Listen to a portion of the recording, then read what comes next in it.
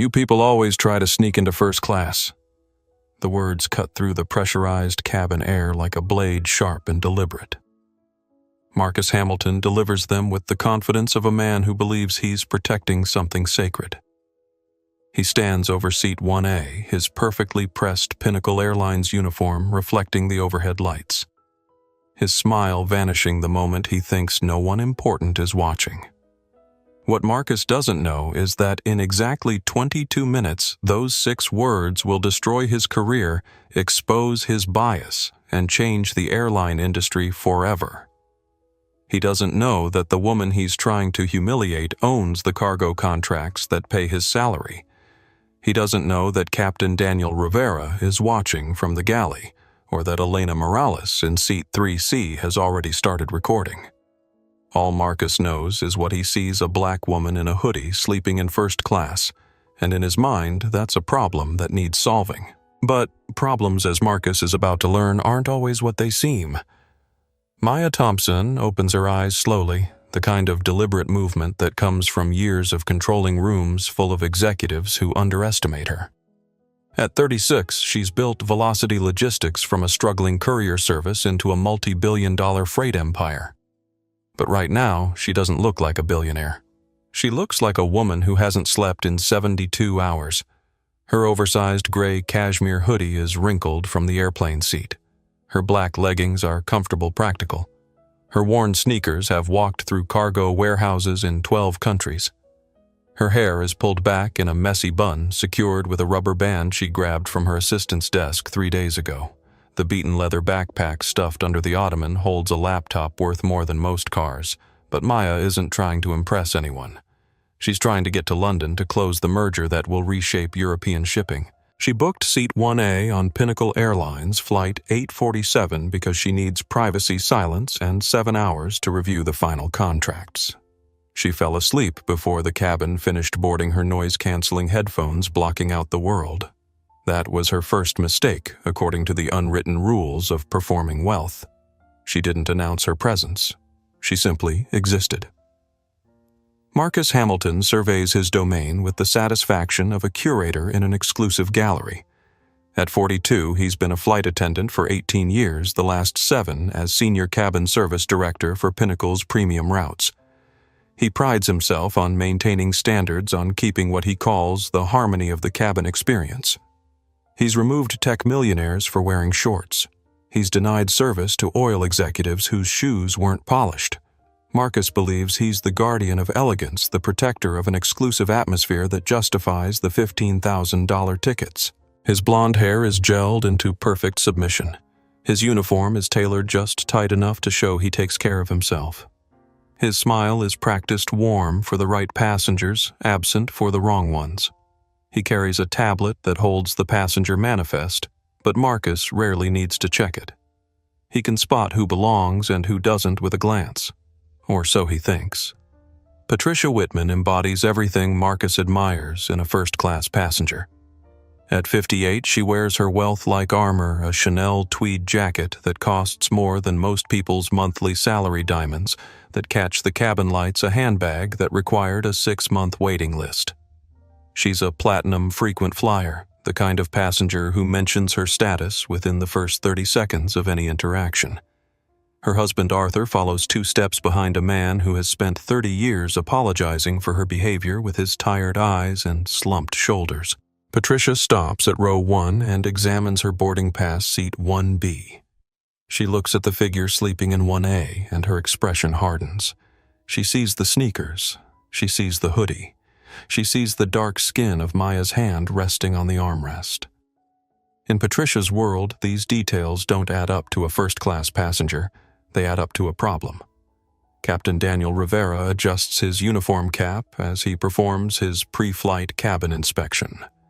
At 45, he's flown for Pinnacle Airlines for 12 years, the last 4 as a senior captain on international routes. His military background shows in his posture, his attention to detail, his belief that leadership means taking responsibility for everything that happens under your command. Rivera earned his 4 stripes through skill integrity and a reputation for putting passenger safety above corporate politics. His dark eyes miss nothing as he walks through the cabin. He notices the tension before it erupts, reads body language like a flight manual. Rivera believes in protocol, but he also believes in treating people with dignity. These two principles usually align. Today, they're about to collide. The rain at JFK International Airport pounds against the reinforced glass of Terminal 5 like an angry fist demanding entry. It's 6:30 p.m. on a Thursday in November, the kind of weather that delays flights and frays nerves. Inside Pinnacle Airlines' premium boarding lounge, the atmosphere hums with the tension of important people in a hurry. Flight 847 to London Heathrow sits at Gate B7, a Boeing 777-300ER, configured with 32 first-class suites, 48 business-class pods, and 244 economy seats. The first-class cabin feels more like a private club than an airplane cream-colored leather-brushed aluminum accents ambient lighting that adjusts to the time of day. Each suite has a door that closes for privacy, a bed that folds flat, and enough personal space to conduct business or simply hide from the world. The air smells of expensive perfume layered over the airline's signature vanilla scent.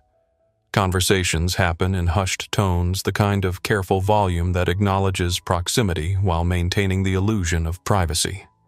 Passengers settle into their suites with the practiced efficiency of people who fly first class regularly, arranging their devices and documents, requesting specific beverages, claiming their temporary territory.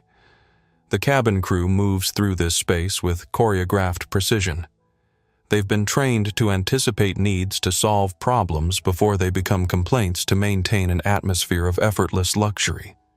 But beneath the polished surface, hierarchies and biases lurk like cracks in expensive marble. Maya boards Flight 847 during the priority boarding process, her Group 1 status earned through 40 flights in the past 12 months.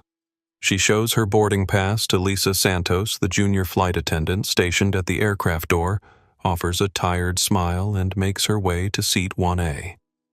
The cabin is still mostly empty, just a few early boarders claiming their space. She stows her backpack in the overhead compartment, declines the hot towel service with a polite wave, and settles into her seat. The leather is butter soft, the kind of luxury that usually comforts her after brutal business trips. But comfort isn't Maya's priority right now. Sleep is. She pulls her hoodie hood up over her eyes, adjusts her noise-canceling headphones, and lets exhaustion take over. The merger documents can wait until she's airborne. The phone calls can wait until she's rested. Right now, Maya Thompson, CEO of a billion-dollar company, just wants to disappear into her seat and find a few hours of peace. 20 minutes later, the first-class cabin begins to fill with the evening's passengers. Patricia Whitman boards with the authority of someone who considers airlines to be personal transportation services. She sweeps down the aisle, her heels clicking against the cabin floor, Arthur trailing behind with their carry-on bags. Patricia reaches row 1 and stops. She examines her boarding pass, then looks at the figure curled up in 1A. The hood obscures most of Maya's face, but Patricia can see enough: the casual clothes, the relaxed posture, the skin tone of the hand resting on the armrest. In Patricia's mind, these details create a narrative that doesn't include legitimate first-class travel. "Excuse me." Patricia's voice carries the kind of authority that comes from decades of being obeyed. "Excuse me, miss." Maya doesn't stir.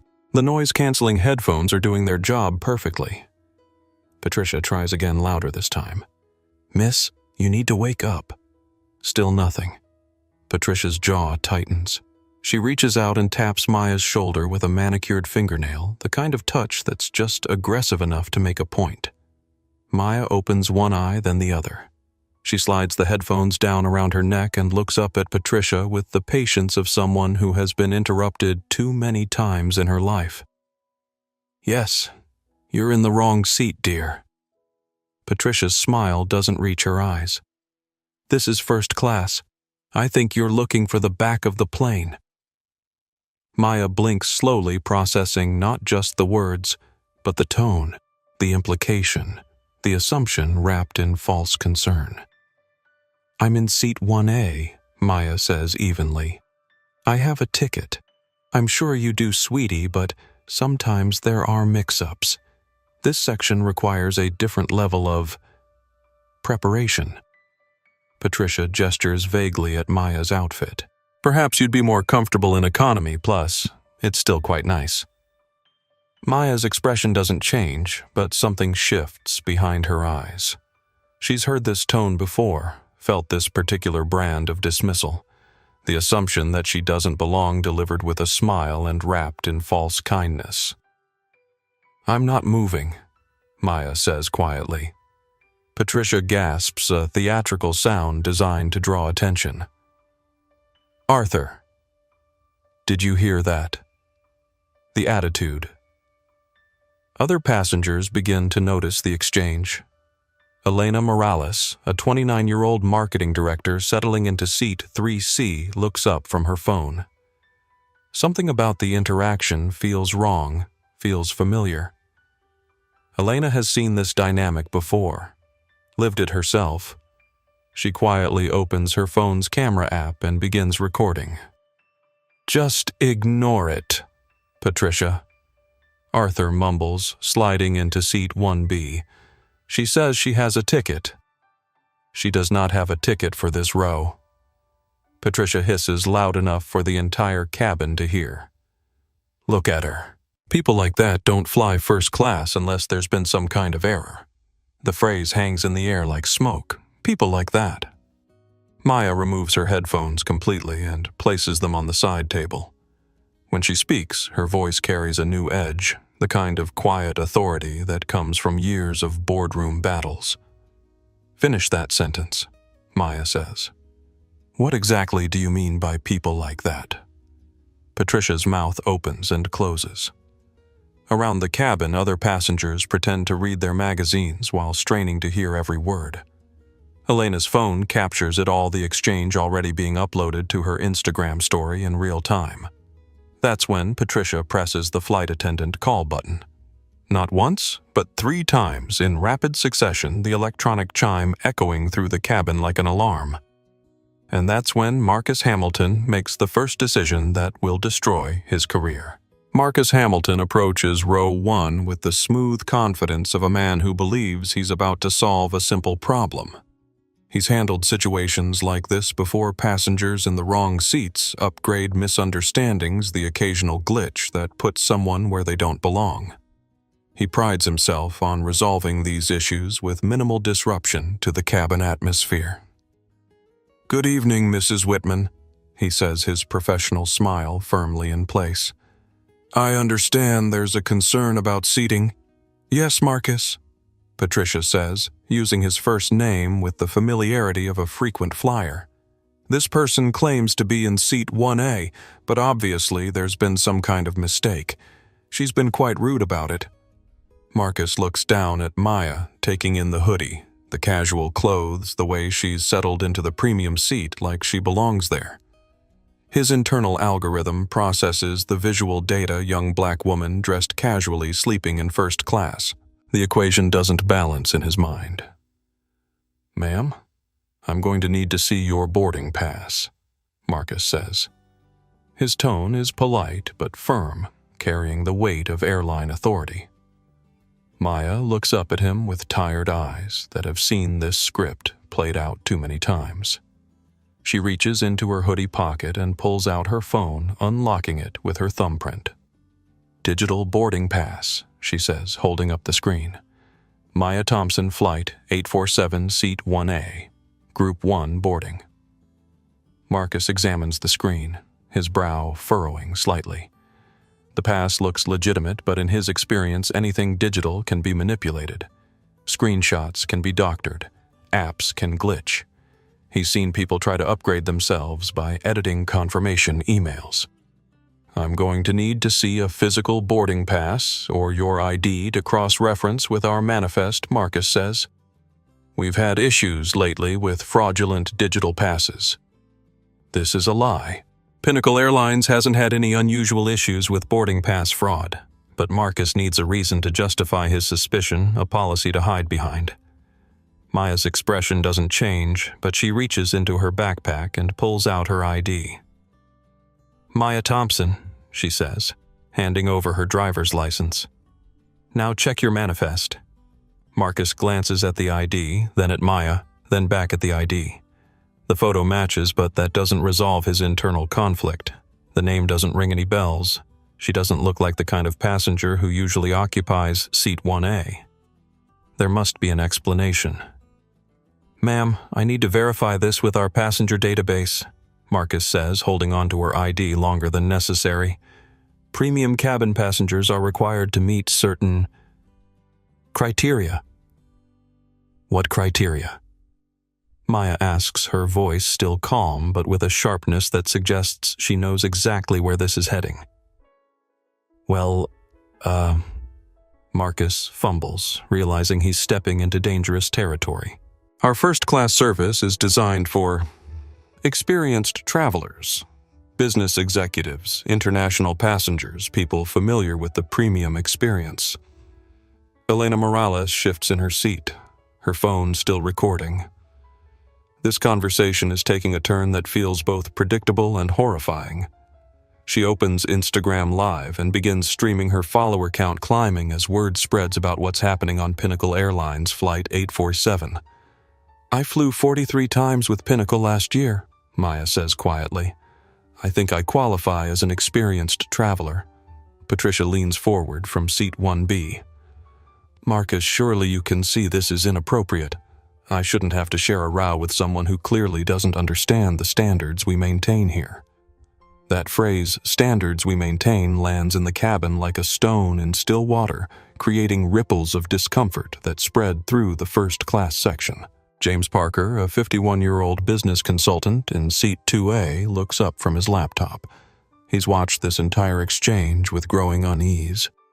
Something about the interaction feels wrong, feels loaded with implications that have nothing to do with seating assignments. "Excuse me, James," says his voice carrying across the aisle. "Is there actually a problem with this passenger's ticket, because it sounds like she has valid documentation?" Marcus turns irritated by the intervention. "Sir, this doesn't concern you. I'm handling a seating discrepancy according to airline policy." "What policy?" James asks. "The policy that requires passengers to look a certain way." The question hangs in the air like an accusation. Marcus feels the weight of multiple gazes, the sense that this simple situation is spiraling beyond his control. He needs to reassert his authority to demonstrate that he's in charge of this cabin. "Ma'am," Marcus says, turning back to Maya with newfound determination. "I'm going to need you to gather your belongings and move to an available seat in the main cabin while I sort this out. We have a schedule to maintain." Maya looks up at him with eyes that have closed billion-dollar deals and stared down boardrooms full of skeptical investors. When she speaks, her voice carries a quiet power that makes everyone in the vicinity lean forward. No. The word is simple, final, unmovable. Marcus feels his face flush. In 18 years of flying, he's never had a passenger simply refuse a direct instruction. The other passengers are watching now, waiting to see how he handles this challenge to his authority. "Ma'am, if you don't comply, I'll have to call security." Maya settles deeper into her seat, pulling her hood back up. "Then call security. I'll wait right here." Marcus pulls out his phone and sends a text message to the gate agents. "Need security on board. Disruptive passenger refusing to comply with seating instructions." What Marcus doesn't know is that Maya has also sent a text message. Hers goes to her executive assistant in Manhattan code yellow. "Document everything." In exactly 18 minutes, both of those messages will seem like confessions. Marcus Hamilton stares at his tablet, the passenger manifest glowing on the screen like evidence he doesn't want to see. He scrolls through the first-class passenger list. Once, then twice, his finger moving with the desperation of someone hoping reality will change if he just looks hard enough. There it is. Thompson Maya, Seat 1A, Priority 1 status, corporate account. The information contradicts everything his instincts tell him about the woman in the hoodie. Priority 1 status is reserved for Pinnacle's most valuable customers, people who spend more than $100,000 annually on flights. Corporate accounts belong to major businesses, the kind that book entire cabins for executive travel.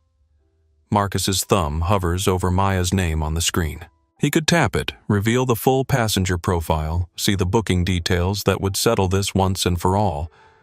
But admitting he was wrong now in front of Patricia Whitman and a cabin full of watching passengers would shatter his carefully maintained image as the arbiter of first-class standards. Instead, Marcus makes his second career-ending decision of the evening. He walks back to Maya's seat with his tablet closed to the passenger manifest, hidden like inconvenient evidence. "Ma'am, there seems to be a discrepancy in our seating process," Marcus announces loudly enough for the surrounding passengers to hear. "Your name doesn't appear on our premium cabin manifest. This is a lie delivered with the confidence of someone who has practiced justifying the unjustifiable." Maya's name is clearly listed in the manifest, but Marcus has learned that people rarely question airline employees who speak with authority. "That's impossible," Maya says, not moving from her seat. "I booked this ticket 3 hours ago. Check your process again. I've checked multiple times." Marcus continues building his false narrative. "Our process shows this seat as unoccupied. I'm going to need to verify your eligibility for premium cabin service." The word eligibility hangs in the air like a challenge. Several passengers shift uncomfortably in their seats. Elena Morales, still streaming live on Instagram, whispers into her phone.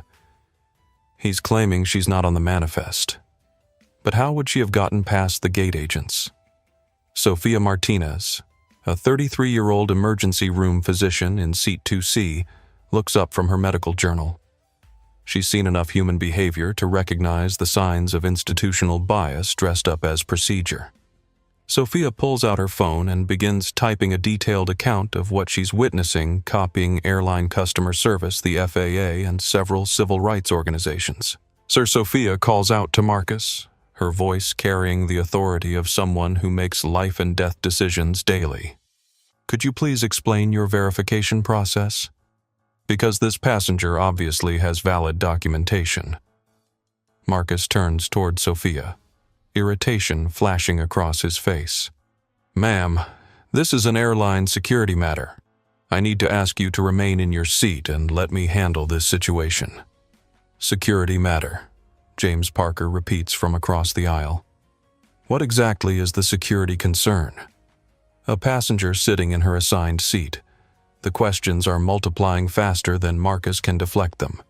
He feels the cabin dynamics shifting, the carefully maintained hierarchy that puts flight attendants in control beginning to crack under the weight of passenger skepticism.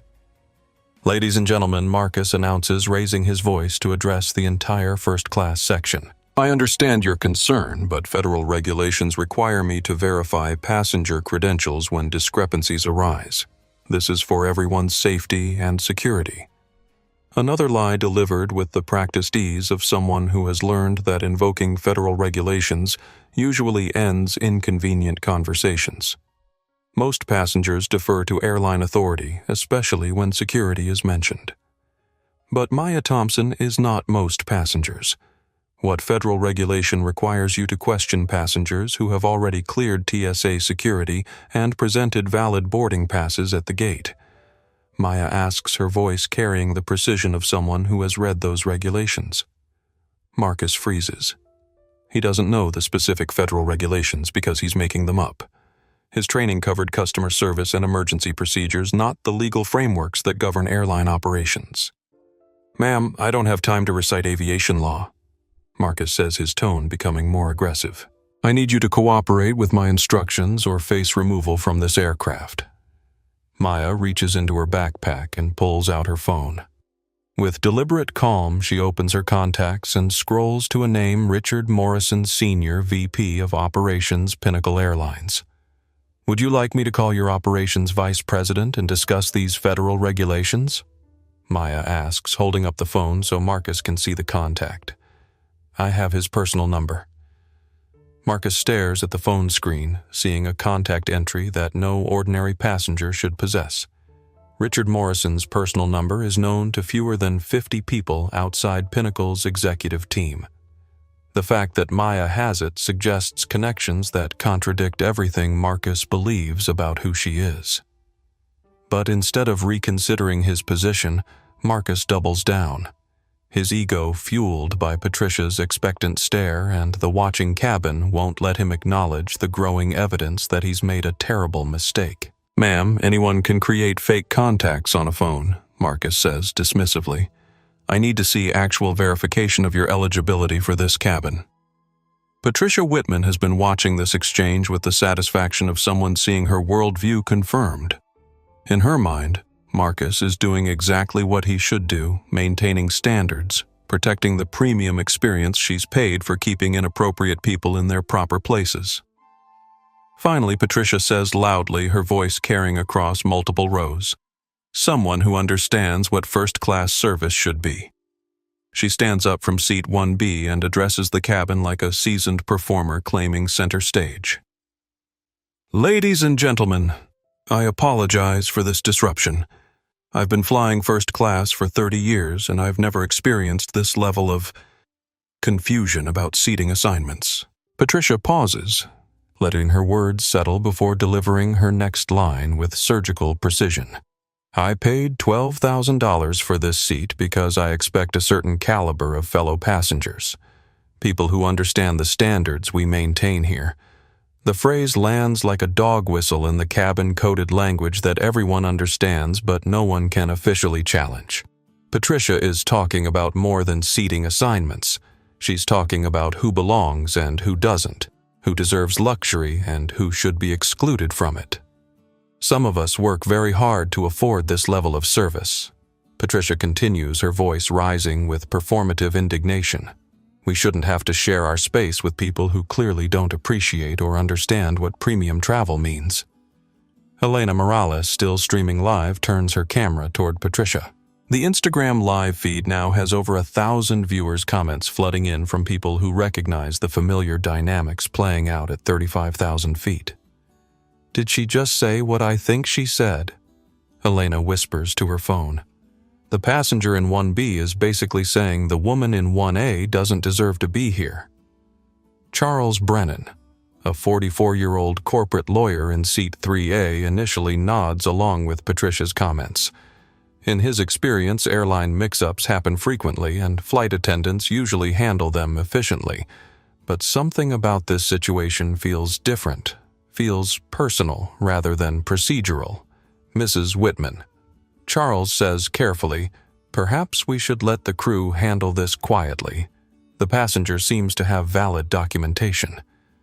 Patricia turns toward Charles with the surprise of someone unaccustomed to being questioned. "Mr. Brennan, surely you can see this is about more than documentation. It's about maintaining the integrity of the premium cabin experience." "What exactly do you mean by integrity?" Maya asks from seat 1A, her voice cutting through Patricia's performance like a blade through silk. Patricia stops mid-gesture, caught off guard by the direct question. She had expected Maya to remain silent, to shrink under the weight of public scrutiny. Most people, when confronted with this kind of social pressure, either leave voluntarily or become defensive. Maya does neither. She simply waits for an answer.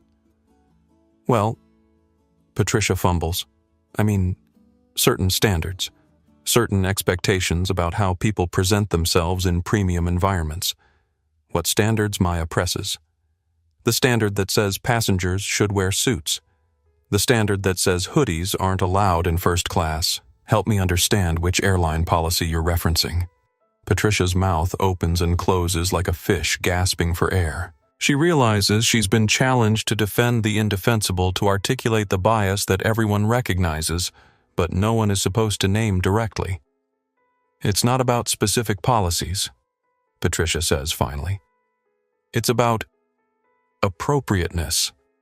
About fitting in with the caliber of passenger who typically flies first class." The word "fitting" hangs in the air like an admission of guilt. Maya smiles for the first time since the confrontation began, not a pleasant smile, but the kind of expression that appears when someone has just handed you exactly the evidence you need. Marcus Hamilton watches this exchange with growing desperation. The situation is spinning beyond his control, the cabin dynamics shifting in ways he doesn't understand.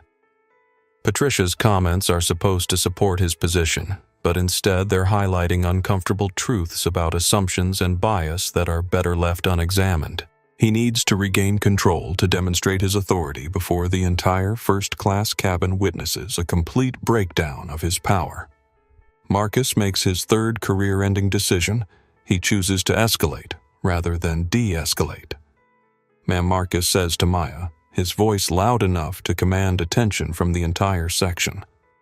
I've been patient with your resistance to standard verification procedures, but I run this cabin, and I'm responsible for ensuring the comfort and safety of all our premium passengers. He gestures broadly at the surrounding seats, inviting the other passengers to see themselves as victims of Maya's presence. You're clearly distressing our valued customers, Marcus continues.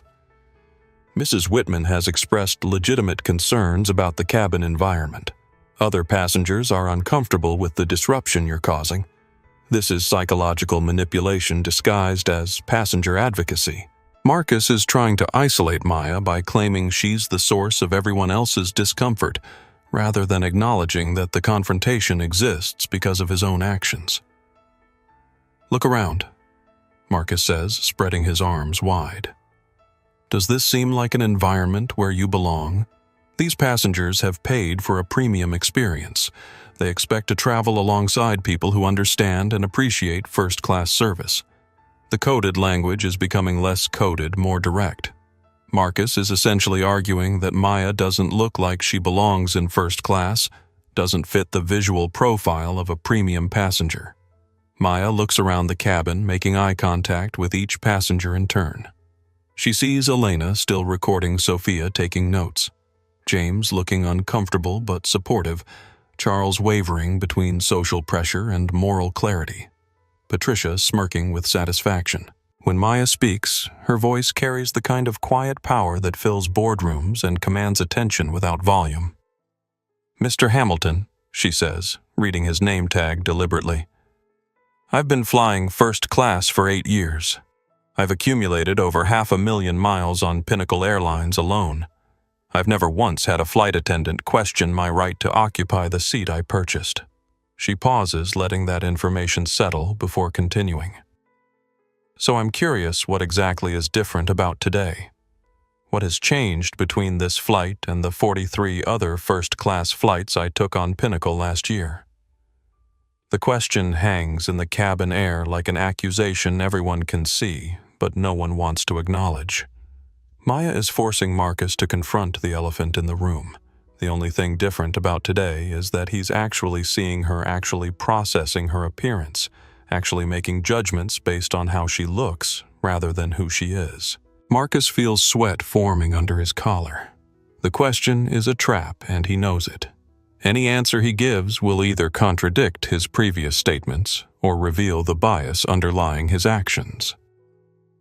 Ma'am, this isn't about your flight history, Marcus says, his voice becoming desperate. This is about current verification requirements. Sometimes, our most frequent flyers have the most irregular booking patterns. Another lie improvised under pressure. Pinnacle doesn't have special verification requirements for frequent flyers. If anything, elite status passengers receive expedited service and reduced scrutiny. Irregular booking patterns. Maya repeats her tone, suggesting she's heard enough corporate doublespeak to recognize it. I booked this ticket through Pinnacle's corporate portal 3 hours ago, using the same process I use every week. What exactly is irregular about that? Marcus realizes he's painted himself into a corner. Every lie requires another lie to support it, and the web of deception is becoming too complex to maintain. He needs a way out that preserves his authority and justifies his behavior. That's when Marcus makes his fourth and final career-ending decision. He reaches for his radio and calls for backup. "This is cabin crew to operations," Marcus says into his handset, his voice carrying across the first-class section. "I need gate security on board immediately. I have a passenger refusing to comply with verification procedures and creating a disturbance in the premium cabin." The radio call galvanizes the cabin like an electric shock. The abstract concept of discrimination becomes concrete reality. Security forces are being summoned to remove a black woman from first class because a flight attendant doesn't believe she belongs there. Elena Morales stops whispering to her phone and addresses her Instagram Live audience directly. "Okay, this is happening. Pinnacle Airlines is calling security to remove a passenger who has valid documentation and has done nothing except exist in first class while black." Her follower count climbs past 2,000 as viewers share the stream across social media platforms. Comments flood in from people sharing similar experiences, offering legal advice demanding accountability.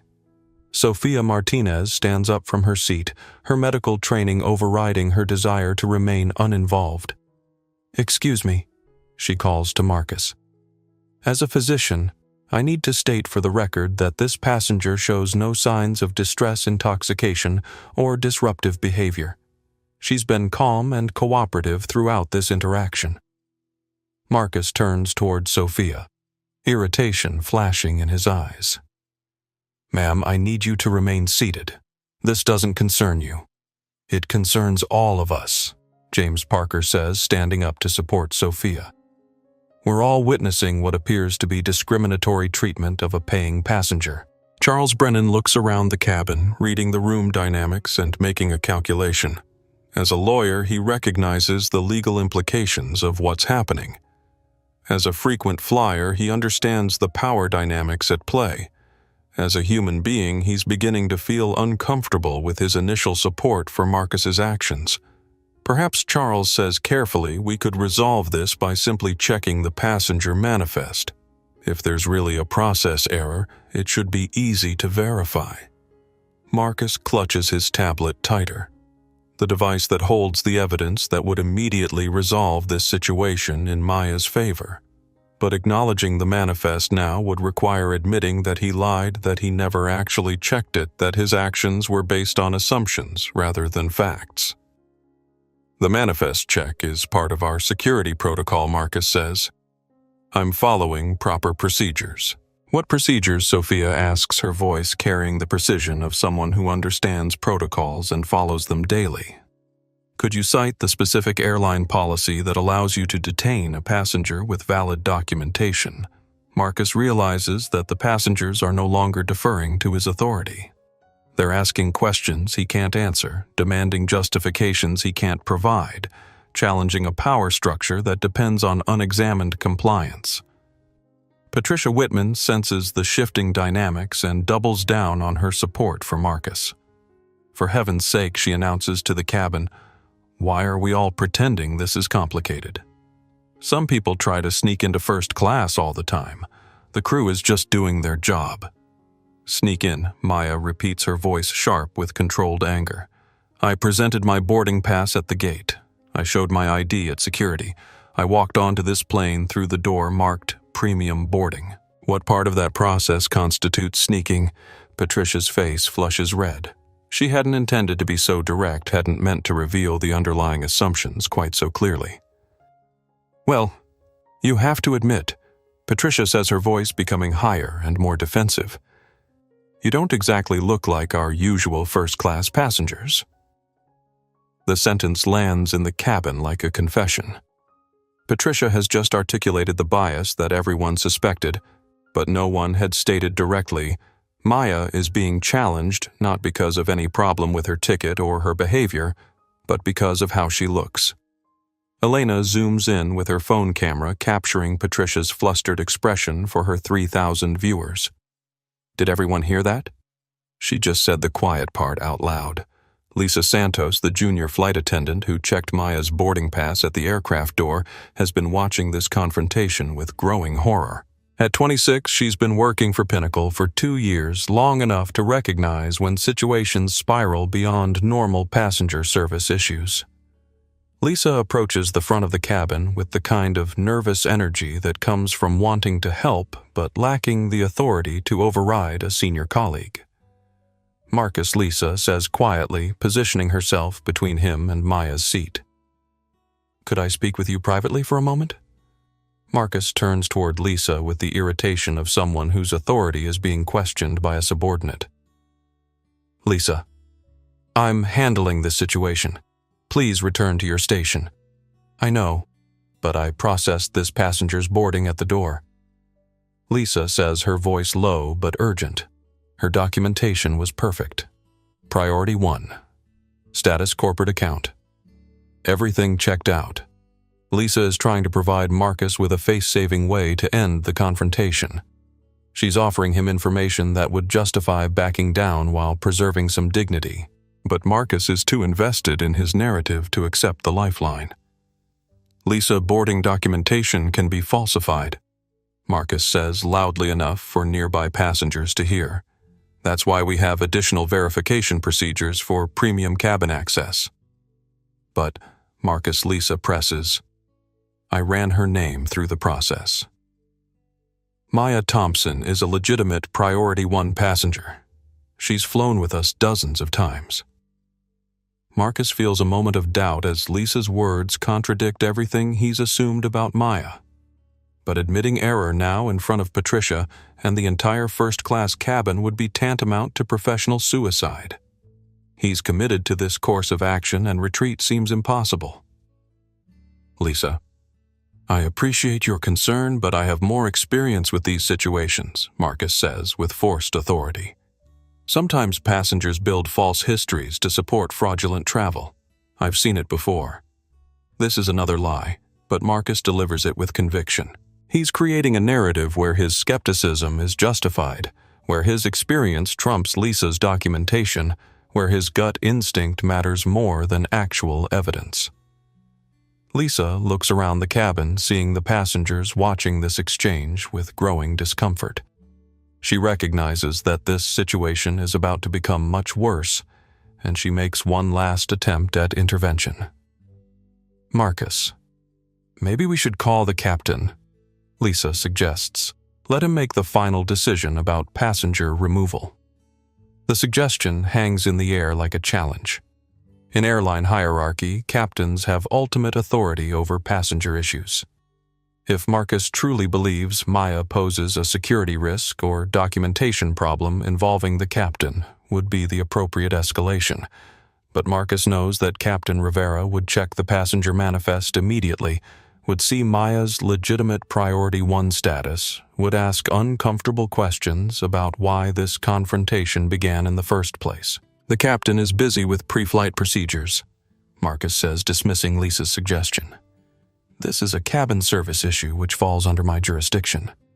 Lisa realizes that Marcus isn't going to back down, that he's committed to this path regardless of evidence or consequences.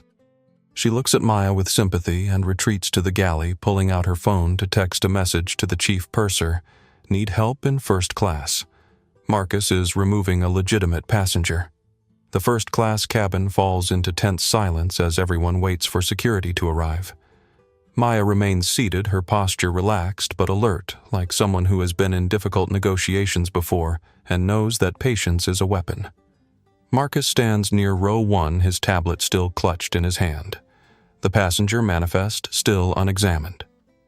He's crossed a line from which retreat seems impossible, committed to a narrative that requires Maya to be wrong even as evidence mounts that she's exactly who she claims to be. Patricia sits in 1B with satisfaction, convinced that she's witnessing justice being served. In her worldview, Marcus is protecting the premium cabin experience from people who don't deserve it, maintaining standards that justify the high prices she pays. Elena continues streaming, her audience growing as the story spreads across social media. The Instagram live chat fills with comments from viewers sharing similar experiences, offering legal advice, demanding accountability from Pinnacle Airlines. Sophia and James exchange glances across the aisle, both recognizing that they're witnessing something that will have consequences far beyond this flight. The atmosphere in the cabin has shifted from luxury travel to civil rights confrontation. Charles Brennan checks his watch, calculating how much time has passed since boarding began. As a lawyer, he understands that every minute of this confrontation is being documented, creating evidence that could be used in discrimination lawsuits, federal complaints, and civil rights investigations. Maya checks her phone and sees a text from her executive assistant legal team standing by. Crisis management team activated. Ready for phase 2 on your signal. She types back a single word. Wait. In exactly 12 minutes, Maya will give the signal that changes everything. But first, she needs to let this situation play out completely to give everyone involved enough rope to reveal their true characters. The footsteps approaching from the jet bridge sound like a countdown to reckoning. 2 airport security officers step onto Flight 847, their presence immediately shifting the cabin atmosphere from tense disagreement to potential criminal investigation. Officer Rodriguez, a 38-year-old security veteran with kind eyes and careful movements, enters first. Officer Thompson, younger at 31 with the eager intensity of someone still proving himself, follows close behind. Marcus Hamilton straightens his uniform and approaches them with the confidence of someone who believes backup has arrived. In his mind, security will quickly assess the situation, recognize his authority, and remove the disruptive passenger so the flight can proceed on schedule. "Officers, thank you for responding so quickly," Marcus says, his voice carrying the relief of someone who thinks reinforcements will validate his position. "We have a passenger in seat 1A who refuses to provide proper verification for premium cabin access. She's been combative and disruptive despite multiple attempts at de-escalation." Officer Rodriguez looks past Marcus toward Maya, who remains seated calmly in her first-class suite. She hasn't moved since the confrontation began, hasn't raised her voice, hasn't displayed any behavior that matches Marcus's description of disruption. "Ma'am," Officer Rodriguez says to Maya, his tone professional but respectful, "could you please tell me your name and show me your identification?" Maya reaches into her backpack and produces her driver's license and boarding pass, handing them to Officer Rodriguez with the practiced ease of someone accustomed to verification procedures. "Maya Thompson," she says evenly. Seat 1A, priority. 1 passenger corporate account. Officer Rodriguez examines the documents, noting that everything appears legitimate and properly validated. The photo matches the boarding pass, shows correct flight and seat information, and the passenger exhibits none of the agitation or intoxication typically associated with disruptive behavior calls. "Mr. Hamilton," Officer Rodriguez says, turning back to Marcus, "could you explain the specific issue with this passenger's documentation?" Everything appears to be in order. Marcus feels a moment of panic as he realizes the security officers aren't automatically taking his side. They're asking questions, examining evidence, treating this as an investigation rather than a simple passenger removal. "Well, officers, we've had issues with falsified digital boarding passes," Marcus improvises. "This passenger's behavior and appearance raised red flags that required additional verification." Officer Thompson looks around the first-class cabin, noting the expensive seats, the well-dressed passengers, the atmosphere of luxury that Marcus claims to be protecting. "What specific behavior concerned you?" Officer Thompson asks. "Because from what I can see, the passenger is sitting quietly in her assigned seat." Patricia Whitman rises from seat 1B, sensing that Marcus needs support from the passenger he's supposedly defending. "Officers, I requested the crew's assistance because this person clearly doesn't belong in first class," Patricia announces with the authority of someone accustomed to being heard. "Look at how she's dressed. Look at her attitude. I've been flying premium cabins for decades, and I know inappropriate passengers when I see them." The words hang in the cabin air like a toxic cloud. Patricia has just provided the security officers with explicit evidence of the real motivation behind this confrontation bias based on appearance and assumptions about who deserves luxury. Officer Rodriguez exchanges a glance with Officer Thompson. They've both seen this dynamic before: passengers and crew members using airline authority to enforce social hierarchies that have nothing to do with legitimate security concerns. Elena Morales, still streaming live to nearly 4,000 viewers, whispers into her phone. The passenger in 1B just told security that the woman in 1A doesn't belong here because of how she looks. This is discrimination happening in real time. Captain Daniel Rivera finishes his pre-flight checks and notices the unusual delay in boarding completion. According to his schedule, first-class passengers should have been settled and cabin doors should be approaching closure. The extended timeline suggests a problem that might affect departure. Rivera unbuckles from his captain's seat and makes his way through the business-class cabin toward the first-class section. As lead pilot, he has ultimate authority over all passenger-related decisions, including removal of disruptive individuals. But he also has responsibility for ensuring that airline policies are followed correctly and that passengers are treated with dignity.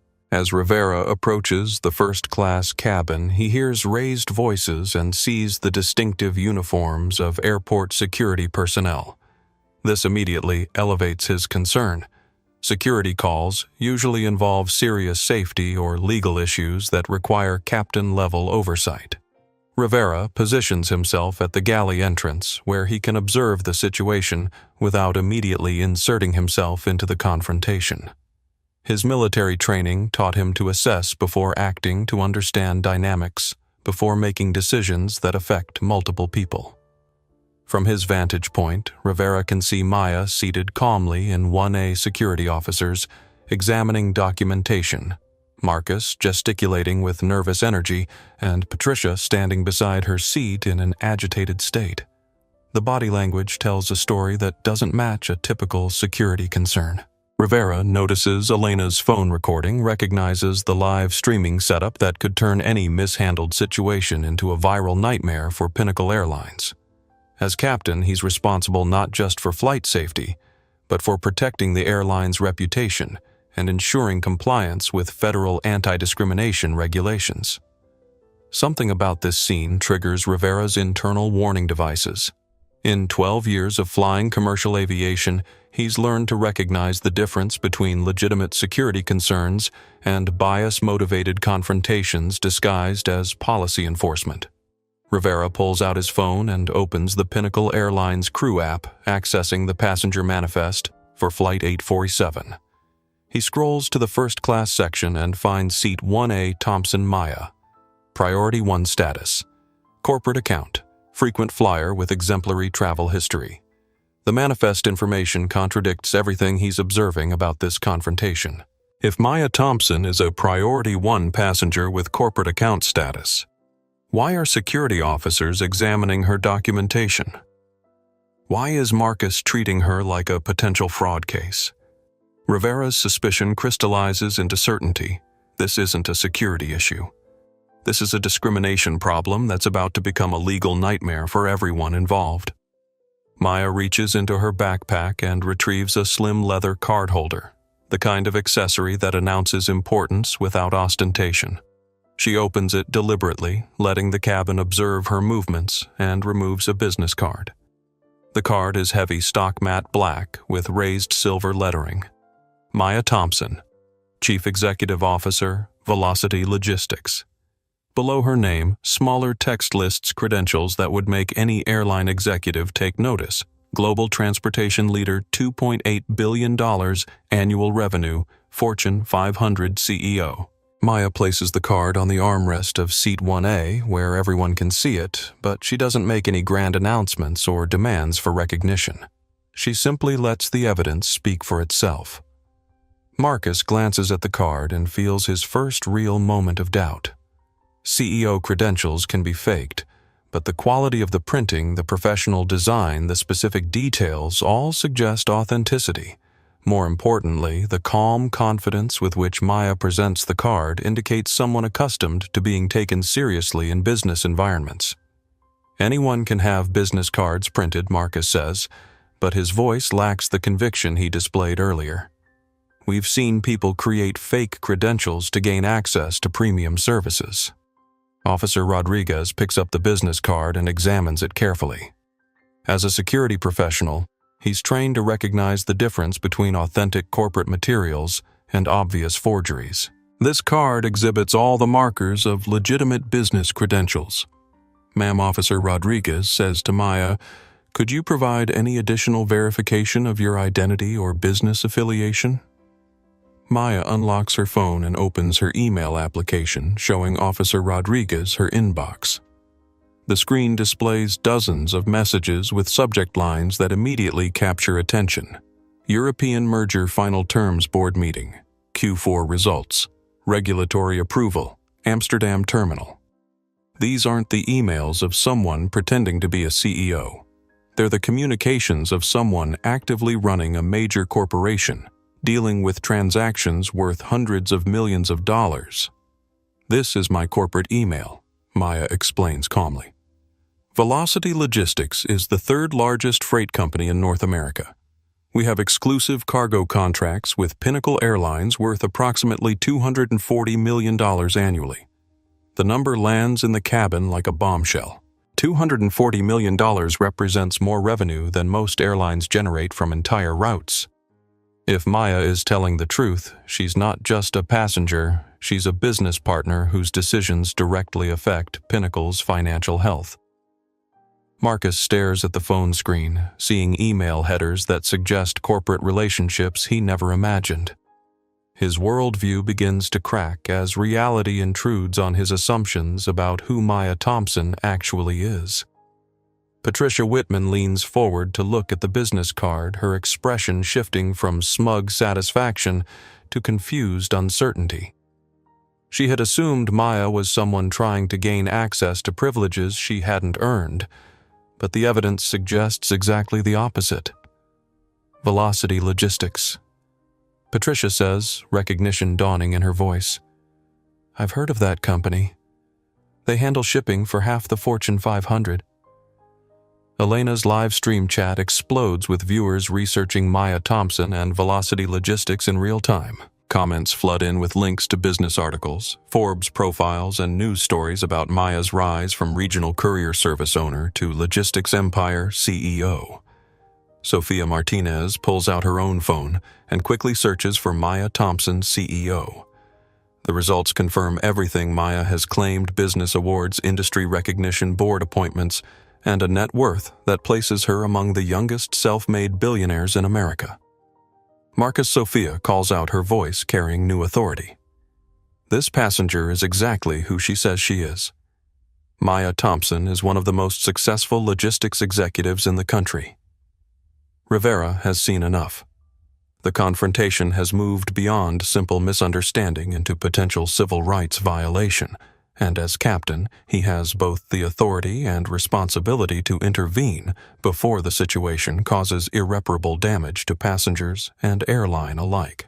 Rivera steps out of the galley and approaches the first-class section with the measured stride of someone accustomed to command authority. His presence immediately shifts the cabin dynamics. Pilots carry different weight than flight attendants in airline hierarchy, and captain's authority supersedes all other crew members. "Good evening," Rivera announces, his voice carrying clearly through the cabin. "I'm Captain Rivera, and I'll be flying this aircraft to London tonight." He addresses the security officers first, establishing his jurisdiction over the situation. "Officers, I understand there's been a concern about passenger documentation. As captain, I have ultimate responsibility for all passenger-related decisions on this aircraft. Could you brief me on the current situation?" Officer Rodriguez welcomes the captain's intervention, recognizing that pilot oversight usually leads to more rational resolution of airline disputes. "Captain, we were called to verify a passenger's documentation, but everything appears to be legitimate," Officer Rodriguez reports. "The passenger has valid ID, proper boarding pass, and what appears to be authentic business credentials indicating she's a corporate executive." Rivera nods, then turns to Marcus with the kind of direct gaze that demands honest answers. "Mr. Hamilton, could you explain the specific policy concern that initiated this verification process?" Marcus realizes he's facing someone who can't be deflected with vague references to regulations or security procedures. Captains know airline policies intimately understand federal requirements precisely, and have access to information devices that reveal truth immediately. Captain, this passenger's appearance and behavior raised concerns about premium cabin eligibility, Marcus says, trying to frame his actions as legitimate policy enforcement. I was following standard verification procedures for questionable documentation. What specific behavior concerned you? Rivera asks, his tone suggesting he already suspects the answer. Marcus struggles to articulate a response that doesn't reveal the bias underlying his actions. Maya has been sitting quietly, speaking only when addressed, complying with all reasonable requests. Her behavior has been exemplary throughout the confrontation. Well, Captain, she was unresponsive to initial requests for documentation, and her appearance didn't match typical first-class passenger profiles. The phrase passenger profiles hangs in the air like an admission of guilt. Rivera recognizes the coded language that airlines use to avoid directly acknowledging discriminatory practices. Mr. Hamilton Rivera says, his voice taking on the stern edge of military authority. Could you clarify what you mean by passenger profiles? Because Pinnacle Airlines doesn't maintain appearance-based criteria for cabin access. Marcus realizes he's been trapped into revealing the real motivation for his actions. There is no official passenger profile that would justify questioning Maya's documentation. His concerns were based entirely on personal assumptions about how first-class passengers should look. Rivera turns to Maya, recognizing that she's been remarkably patient throughout an encounter that should never have occurred. Ms. Thompson, I apologize for this disruption to your travel experience. Could you show me your boarding documentation so I can resolve this matter definitively? Maya hands Rivera her phone displaying the digital boarding pass. Rivera examines it briefly, then pulls out his own device to access the passenger manifest directly. Rivera's tablet connects to Pinnacle's passenger database, displaying Flight 847's complete manifest with passenger details, booking information, and account status indicators. He scrolls to seat 1A and finds an entry that makes his blood pressure rise. Thompson Maya, Priority 1, status, corporate account, frequent flyer miles 847,000, annual spend $187,000. Account notes, VIP passenger, Velocity Logistics, CEO, handle with exceptional care. Direct corporate partnerships, see Executive Liaison Protocols. The manifest entry reveals not just that Maya is a legitimate passenger, but that she's among Pinnacle's most valuable individual customers. The VIP passenger designation means she should receive enhanced service, expedited processing, and immediate escalation of any concerns to management level. Rivera looks up from his tablet with an expression that makes Marcus step backward involuntarily. Mr. Hamilton Rivera says, his voice carrying the kind of controlled anger that's more frightening than shouting. Ms. Thompson is a Priority 1 passenger with VIP status and direct corporate partnerships with this airline. According to her account notes, she should be receiving our highest level of service, not security interrogation. Marcus feels the blood drain from his face as he realizes the magnitude of his error. He challenged not just any passenger, but one of Pinnacle's most important customers, someone whose business relationship with the airline extends far beyond individual flight purchases. Captain, the process didn't show. Marcus stumbles, trying to craft an explanation that might preserve some shred of his professional credibility. The process shows exactly what it should show. Rivera interrupts. Ms. Thompson's status was clearly indicated in our manifest. The question is why you didn't check it before initiating this confrontation. Patricia Whitman realizes that her support for Marcus has placed her on the wrong side of corporate hierarchy. If Maya Thompson is actually a VIP passenger with business partnerships, Patricia's comments about appropriateness and standards could have serious consequences for her own travel privileges. Officer Thompson addresses his partner in a low voice. This looks like a discrimination complaint waiting to happen. We should document everything carefully. Elena's live stream audience has grown to over 5,000 viewers as news of the confrontation spreads across social media platforms. The chat fills with comments from people sharing the stream demanding accountability and praising Maya's dignified handling of obvious bias.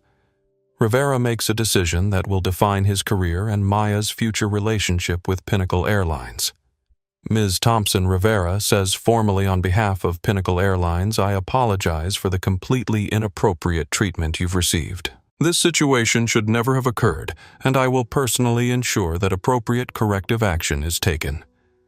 He turns to Marcus with the finality of a judge delivering a verdict. "Mr. Hamilton, you're relieved of duty effective immediately. Please gather your belongings and report to the gate agent for escort off this aircraft."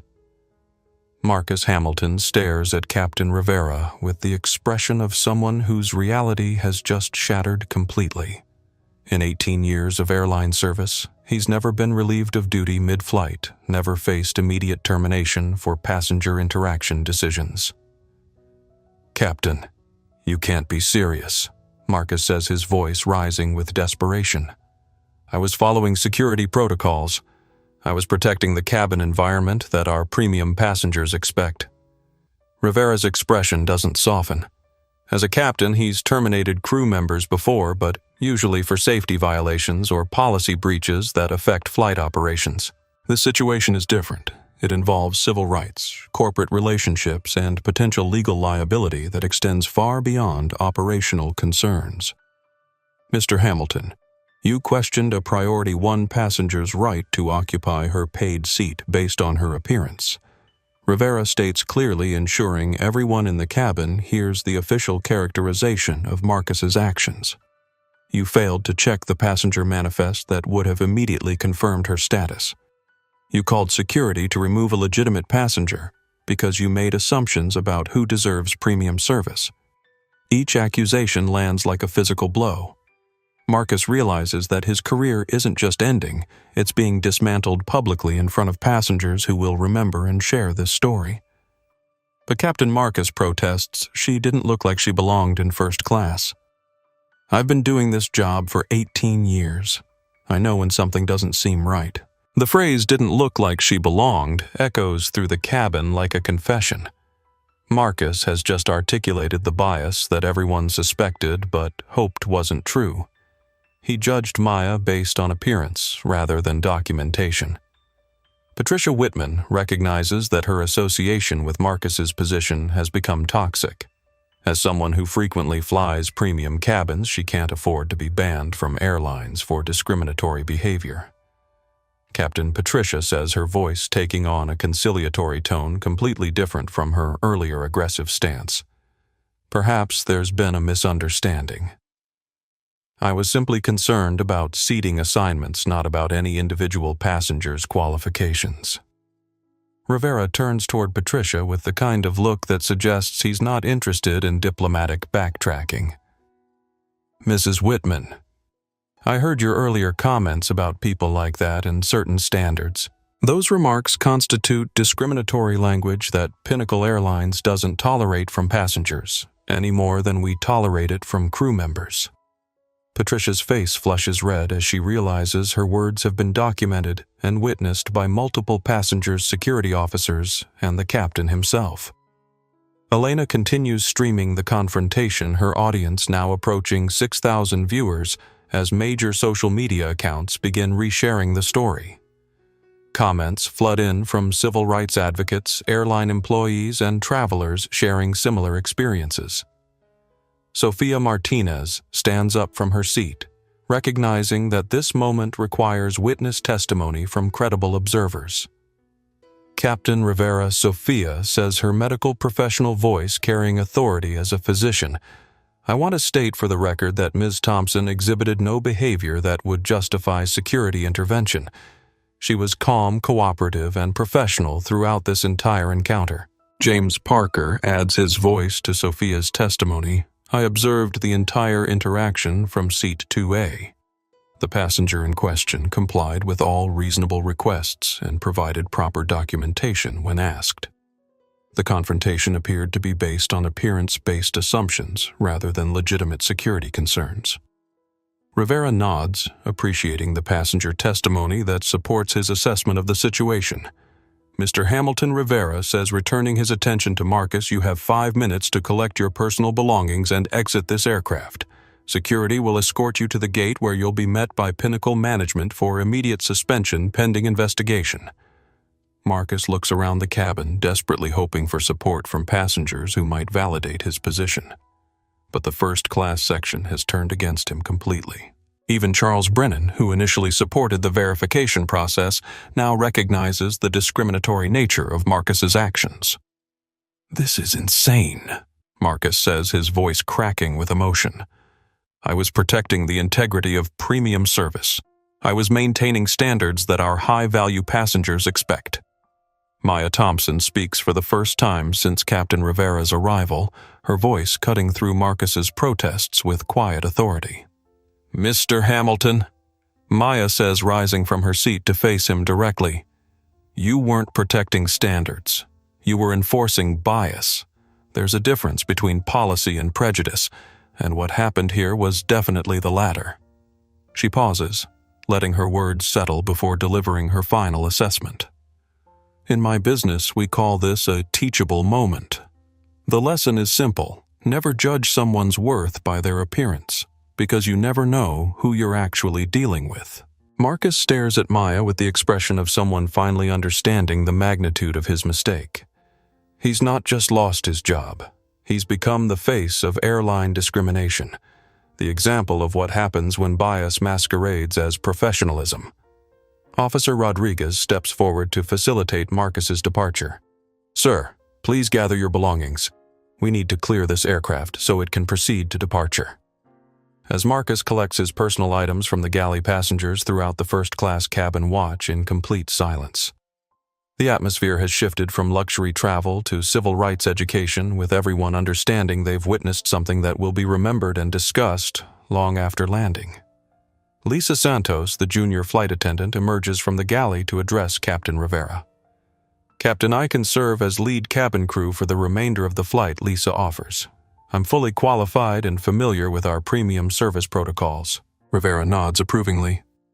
"Thank you, Lisa. Please ensure Ms. Thompson receives our highest level of service for the remainder of her journey."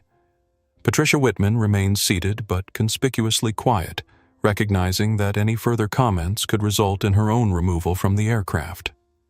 Maya settles back into her seat, pulling her hoodie up and retrieving her noise-canceling headphones. The confrontation is over, but its consequences are just beginning to unfold. 12 years earlier, Maya Thompson stood in the rain outside Chez Laurent, an upscale restaurant in Atlanta's Buckhead district.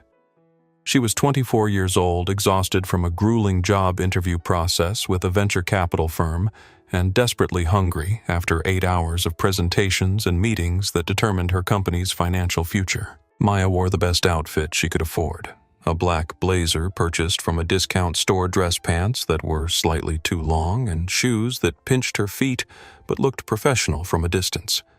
She had $47 in her checking account and a business plan that she believed could revolutionize regional freight logistics. The maitre d' at Chez Laurent took one look at Maya and made a decision that would change both their lives forever. "I'm sorry," he said, not sounding sorry at all, "but we're fully booked this evening. Perhaps you'd be more comfortable at the Applebee's down the street." Maya pulled out her reservation confirmation printed on cheap paper from the business center at the budget hotel where she was staying. "I have a reservation," Maya said quietly. "Thompson party of 1, 8:30 p.m. The maitre d' examined the paper with the expression of someone handling evidence of fraud. "This appears to be a mistake," he said, handing the confirmation back to Maya. "Our clientele expects a certain ambiance. I don't think you'd enjoy the dining experience here." The phrase hung in the humid Atlanta air like an accusation. Our clientele expects a certain ambiance. Maya understood perfectly. She wasn't being refused service because of overbooking or processing errors. She was being refused because she didn't look like she belonged in an expensive restaurant. "What exactly do you mean by ambiance?" Maya asked, her voice steady despite the humiliation burning in her chest. The maitre d' gestured vaguely at her appearance, at the slightly worn blazer and the discount store accessories that marked her as someone without money. "Ma'am, this is a fine dining establishment. Our guests invest significantly in their appearance and expect to dine alongside others who appreciate similar standards." Maya looked through the restaurant's windows at the predominantly white diners in expensive clothes, the kind of people who never had to prove they deserved service, who took luxury for granted because it had always been available to them. She could have argued. She could have demanded to speak to a manager. She could have pointed out that her money was as valid as anyone else's, that discrimination based on appearance was both illegal and morally wrong. Instead, Maya made a different choice. She thanked the maitre d' for his honesty, walked back to her car, and spent the night in the hotel business center drafting a plan that would ensure no one could ever make her feel powerless again. That night, Maya outlined the strategy that would transform her small courier service into Velocity Logistics, one of the largest freight companies in North America. She worked until dawn, fueled by humiliation transformed into determination, creating a business model that would make her wealthy enough that restaurants like Chez Laurent would compete for her patronage. The venture capital meeting the next day secured $2.3 million in seed funding. Within 3 years, Maya had expanded from regional deliveries to international shipping contracts. Within 7 years, she had acquired competitors and launched operations across 4 continents. Within 10 years, she was the youngest woman to build a logistics empire worth over $1 billion. Maya never returned to Chez Laurent. She didn't need to prove anything to the maitre d', who had judged her by her appearance.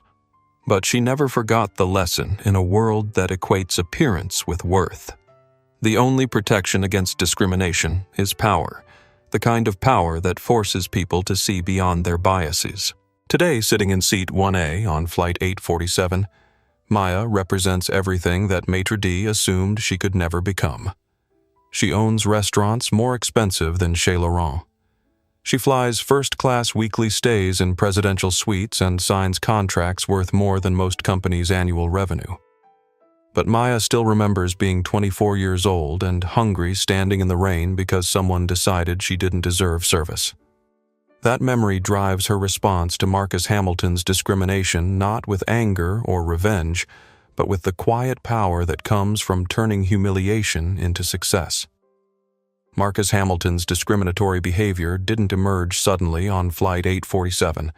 It developed gradually, reinforced by a process that allowed bias to masquerade as professional judgment, and enabled by management that prioritized customer complaints over employee accountability. 3 years earlier, Marcus removed a young Latino man from first class because the passenger was wearing basketball shorts and a tank top. Marcus justified the action by citing Pinnacle's dress code policy, which requires passengers to be appropriately attired for premium cabin service. The policy language was vague enough to allow subjective interpretation, and Marcus interpreted it strictly when passengers didn't match his expectations about first-class demographics. He never questioned white passengers wearing casual clothes, but consistently found dress code violations when passengers of color occupied premium seats. 2 years ago, Marcus delayed departure for 30 minutes while demanding additional verification from an elderly black woman who had purchased a last-minute first-class upgrade. He claimed her credit card looked suspicious and insisted on calling the bank to confirm the transaction. The woman, a retired professor traveling to her granddaughter's graduation, was humiliated by the public questioning of her creditworthiness. She filed a complaint with Pinnacle's customer service, but Marcus's supervisor characterized the incident as appropriate caution regarding fraudulent transactions. The complaints accumulated in Marcus's personnel file, questioning documentation from passengers of color, demanding additional verification for legitimate tickets, making assumptions about who belonged in premium cabins. But Pinnacle's management consistently supported Marcus's actions, viewing them as careful attention to service standards rather than discriminatory enforcement. Marcus learned that his biases were not just tolerated but rewarded. Passengers who complained about his treatment were dismissed as oversensitive. Colleagues who questioned his judgment were told that Marcus was protecting the airline from fraud and maintaining cabin atmosphere that justified premium pricing. The process enabled Marcus's behavior by providing him with policies flexible enough to justify discriminatory actions and management support that interpreted customer complaints as unreasonable grievances rather than evidence of bias. Marcus never saw himself as discriminatory. He viewed his actions as professional judgment, as protecting Pinnacle's brand and maintaining standards that separated first class from economy service. In his mind, he was the guardian of an exclusive experience that passengers paid premium prices to enjoy. But Marcus's pattern revealed the truth. He consistently questioned passengers whose appearance didn't match his expectations about wealth, education, and social status. He never demanded additional verification from white passengers, never doubted the creditworthiness of people who looked like him, never wondered if passengers in expensive clothes truly belonged in first class. The confrontation with Maya Thompson represents the culmination of years of unchecked bias, the moment when Marcus's discriminatory pattern finally encountered someone with the power and platform to expose it publicly. The relationship between Velocity Logistics and Pinnacle Airlines extends far beyond Maya's individual travel preferences. It represents a business partnership worth hundreds of millions of dollars annually, the kind of corporate connection that influences airline policies, route planning, and executive decision-making. 5 years ago, Pinnacle Airlines was struggling with freight revenue, losing cargo contracts to competitors who offered more reliable service and better pricing. The airline's cargo division was operating at a loss, threatening to drag down overall profitability and potentially forcing route cancellations. Maya Thompson approached Pinnacle's executives with a proposal that would revolutionize their freight operations: exclusive cargo contracts worth $240 million annually in exchange for guaranteed capacity, priority handling, and integration with Velocity's global logistics network. The partnership transformed Pinnacle's financial position. Velocity's shipping volume filled cargo holds that had been flying partially empty, generating revenue that subsidized passenger operations and enabled route expansion. The steady cash flow from freight contracts provided stability during economic downturns and allowed Pinnacle to compete more aggressively with larger airlines. Maya's personal travel represented just a fraction of her relationship with Pinnacle, but it served as a visible symbol of the broader partnership. Her priority, one's status, reflected not just individual flight purchases, but her role as a key business ally whose satisfaction directly affected corporate revenue. The integration between Velocity and Pinnacle extended beyond simple shipping arrangements. The companies shared cargo facilities, coordinated scheduling to optimize freight capacity, and collaborated on international route planning that served both passenger and cargo demand. Maya personally influenced decisions about aircraft purchases, route expansions, and service improvements that affected thousands of Pinnacle employees and millions of passengers. Her recommendations carried weight with airline executives because her business success validated her operational expertise. When Marcus Hamilton questioned Maya's right to occupy Seat 1A, he wasn't just discriminating against an individual passenger. He was insulting a business partner whose decisions affected Pinnacle's financial health, whose contracts employed hundreds of airline workers, whose strategic input shaped the company's future. The corporate stakes of this discrimination incident extend far beyond individual hurt feelings or civil rights violations. Maya's response to her treatment could influence contract renewals, recommend alternative airline partners to other logistics companies, or simply demonstrate that Pinnacle doesn't deserve the business relationships that keep it profitable. The confrontation on Flight 847 represents multiple layers of consequences that extend far beyond the immediate passenger conflict. For Maya, the incident tests whether her success provides protection against the same discrimination she experienced as a struggling entrepreneur. Maya's response to Marcus's bias will influence how other business leaders perceive Pinnacle Airlines' corporate culture. If a company treats its most valuable business partners with discrimination, what does that suggest about its treatment of employees, smaller customers, and community stakeholders? For Marcus, the stakes involve more than just employment termination. His actions have been documented on social media, witnessed by multiple passengers, and recorded in airline reports that could affect his ability to work in the aviation industry anywhere. The incident challenges Pinnacle Airlines' corporate reputation at a time when social media amplifies discrimination stories across global platforms. Elena's live stream has demonstrated how quickly airline bias incidents can reach massive audiences and generate public relations crises. For the airline industry broadly, Maya's treatment represents a test case for how companies respond to discrimination allegations. Airlines have faced increasing scrutiny for passenger bias, and this incident provides another data point about whether the industry is serious about diversity and inclusion. The stakes also include legal implications that extend beyond individual lawsuits. Federal regulations prohibit discrimination in public transportation, and airline bias incidents can trigger regulatory investigations, policy changes, and congressional oversight that affects the entire industry. For Maya personally, this incident represents a choice between quiet acceptance and public accountability. Her wealth and status provide her with options unavailable to most discrimination victims. She can influence corporate policies, demand executive attention, and use her platform to create change. The decision Maya makes about how to respond will define not just her relationship with Pinnacle Airlines, but her role as a leader who either tolerates bias or demands better treatment for everyone who follows in her footsteps. Captain Daniel Rivera steps into the aircraft's communications center, a small alcove behind the cockpit equipped with secure satellite phones and direct lines to Pinnacle Airlines' corporate headquarters. The urgency of the situation demands immediate executive involvement, and Rivera has the authority to escalate passenger incidents directly to senior management. Rivera dials the emergency operations number that connects him to Pinnacle's crisis management team, a group of executives who handle situations that could affect the airline's reputation, legal liability, or regulatory compliance. This is Captain Rivera, Flight 847 JFK to London.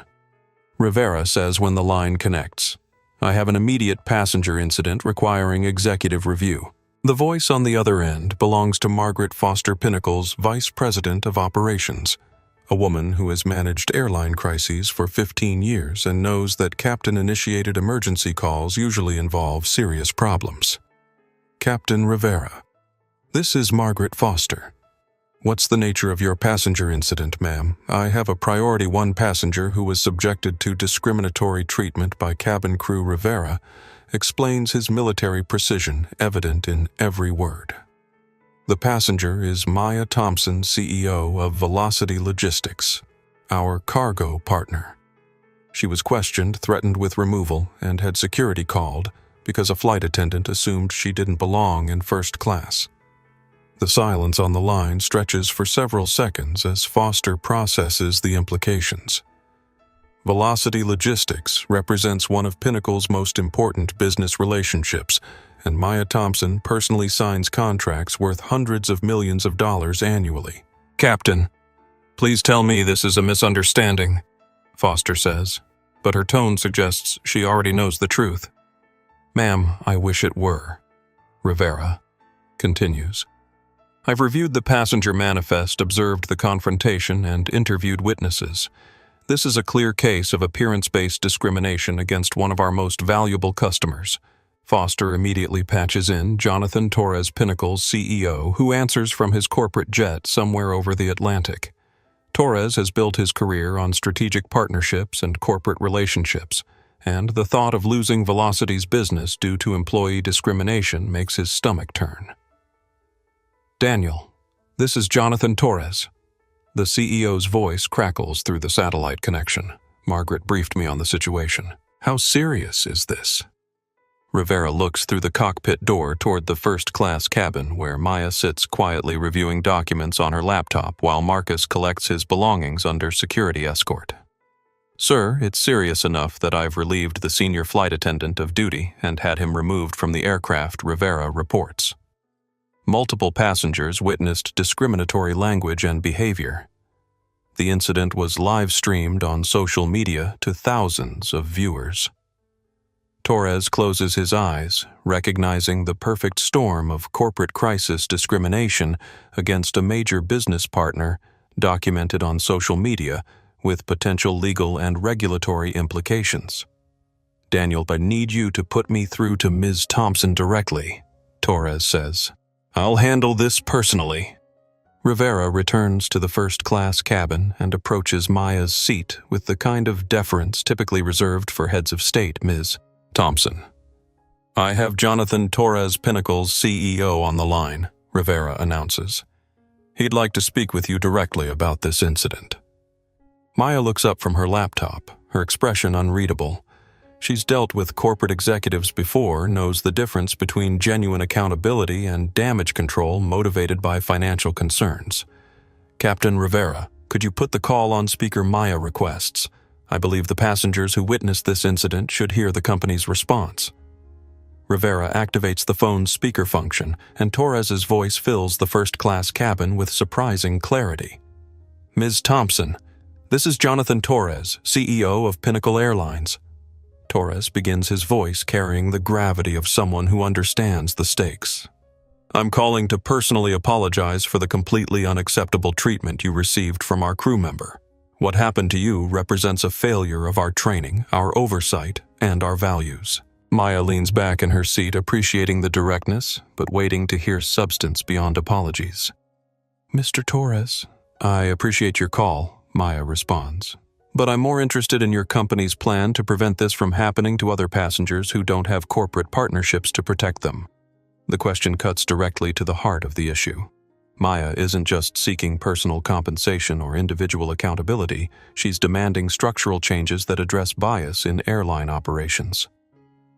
Ms. Thompson, you're absolutely right, Torres acknowledges. This incident has exposed weaknesses in our crew training and passenger service protocols that we need to address comprehensively. Patricia Whitman shifts uncomfortably in seat 1B, realizing that her discriminatory comments are part of a conversation now involving airline executives and potentially affecting company policies. Elena continues streaming the CEO's call to her nearly 7,000 viewers, many of whom are corporate executives, civil rights advocates, and transportation industry professionals who understand the significance of real-time corporate accountability. Torres activates Pinnacle's crisis management protocol from his corporate jet, initiating a coordinated response that involves legal counsel, public relations specialists, human resources directors, and operational executives across multiple time zones. Margaret, I need you to immediately suspend the flight attendant involved and initiate a full investigation into our crew training protocols. Torres instructs his operations VP. I want every incident report involving passenger discrimination reviewed and analyzed for patterns. Foster takes notes while simultaneously sending text messages to department heads. Code red discrimination incident. CEO-level involvement required. All hands on deck. Jonathan Maya's voice comes through the speaker, clearly. Suspension pending investigation sounds like standard corporate language for hoping this disappears quietly. I need to hear specific commitments about policy changes. Torres recognizes that Maya understands corporate response strategies and won't be satisfied with vague promises about reviews and improvements. Ms. Thompson, you're right to demand specifics, Torres acknowledges. I'm committing to implementing mandatory bias training for all customer-facing employees within 60 days. I'm also establishing an independent passenger rights advocate position with authority to investigate discrimination complaints. Maya considers the proposals recognizing genuine policy changes, but understanding that implementation details determine whether corporate commitments become real reform. Mr. Torres. Those are positive steps, Maya says. But I also want to discuss Pinnacle's relationship with passenger advocates and civil rights organizations. Change requires external oversight, not just internal promises. Torres realizes that Maya is negotiating not just personal resolution, but industry-wide reform. Her demands extend beyond individual compensation to address problems that affect thousands of passengers annually. I'm open to establishing partnerships with civil rights organizations. Torres agrees. We could create a passenger equity council with external representatives who review policies and investigate complaints independently. Elena's live stream chat fills with comments from viewers who recognize the significance of real-time policy negotiation between a discrimination victim and airline executives. The conversation represents unprecedented accountability and transparency in corporate bias response. Sofia Martinez, still taking notes on the entire incident, recognizes that she's witnessing history. A discrimination victim with sufficient power to demand immediate corporate change rather than waiting for lawsuits or regulatory intervention. Maya Thompson sets down her phone and addresses the first-class cabin directly, her voice carrying the authority of someone who has negotiated billion-dollar deals and understands the psychology of power dynamics. Ladies and gentlemen, what you've witnessed today represents something larger than individual discrimination, Maya announces. It reflects institutional biases that affect millions of travelers who don't have corporate partnerships to protect them. She stands up from her seat, commanding attention from passengers, security officers, and Captain Rivera, with the presence that made her successful in boardrooms around the world. I want to be clear about something, Maya continues. I'm not seeking personal compensation or individual apologies. I'm demanding changes that protect every passenger from the treatment I received today. Maya opens her laptop and begins typing, her fingers moving with the precision of someone drafting legal documents or contract amendments. Mr. Torres. Maya says, addressing the CEO through the speakerphone. I'm sending you a draft memorandum of understanding that outlines specific policy changes I believe Pinnacle Airlines should implement. Torres, listening from his corporate jet with a team of lawyers and executives, recognizes that Maya is treating this incident as a business negotiation rather than a personal grievance. Ms. Thompson, I'm prepared to review your proposals, Torres responds. But I hope you'll consider maintaining our cargo partnership while we work through these issues. Maya smiles for the first time since the confrontation began, recognizing the vulnerability in Torres's voice. He's more concerned about losing $240 million in annual cargo revenue than he is about addressing discrimination, and Maya intends to use that leverage strategically. Mr. Torres, our cargo partnership depends entirely on whether Pinnacle demonstrates genuine commitment to treating all passengers with dignity, Maya states clearly. I won't do business with companies that tolerate bias regardless of how profitable our relationship might be. The threat hangs in the air like a sword over Pinnacle's financial future. Velocity Logistics could easily shift its shipping volume to competing airlines, and Maya's reputation in the logistics industry could influence other cargo companies to follow her lead. I understand completely, Torres says, his voice carrying new urgency. What specific commitments do you need to see from Pinnacle? Maya begins reading from her laptop screen, outlining demands that extend far beyond typical corporate discrimination settlements. First, mandatory bias training for all customer-facing employees, conducted by independent civil rights organizations, rather than internal HR departments. Second, establishment of a passenger equity council with external oversight authority and budget independence from airline operations. Third, public reporting of discrimination complaint statistics, investigation outcomes, and corrective actions taken. Fourth, partnership with civil rights organizations to develop industry-wide standards for equitable passenger treatment. Each demand represents a fundamental change in how airlines handle discrimination complaints, moving from reactive damage control to proactive bias prevention. Torres consults with his legal team before responding, recognizing that Maya's demands could transform industry practices if other airlines adopt similar policies. Ms. Thompson, those are significant commitments, Torres acknowledges.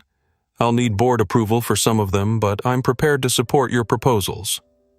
Maya nods, understanding that genuine change requires more than CEO promises. It requires institutional commitment that survives executive turnover and financial pressures. Mr. Torres, I'm also requesting that Pinnacle Airlines establish a discrimination incident response fund. Maya adds, when bias occurs, affected passengers should receive immediate compensation without having to file lawsuits or navigate bureaucratic appeals processes.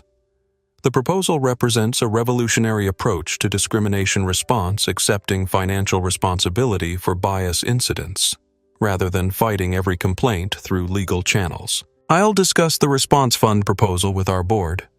Torres agrees.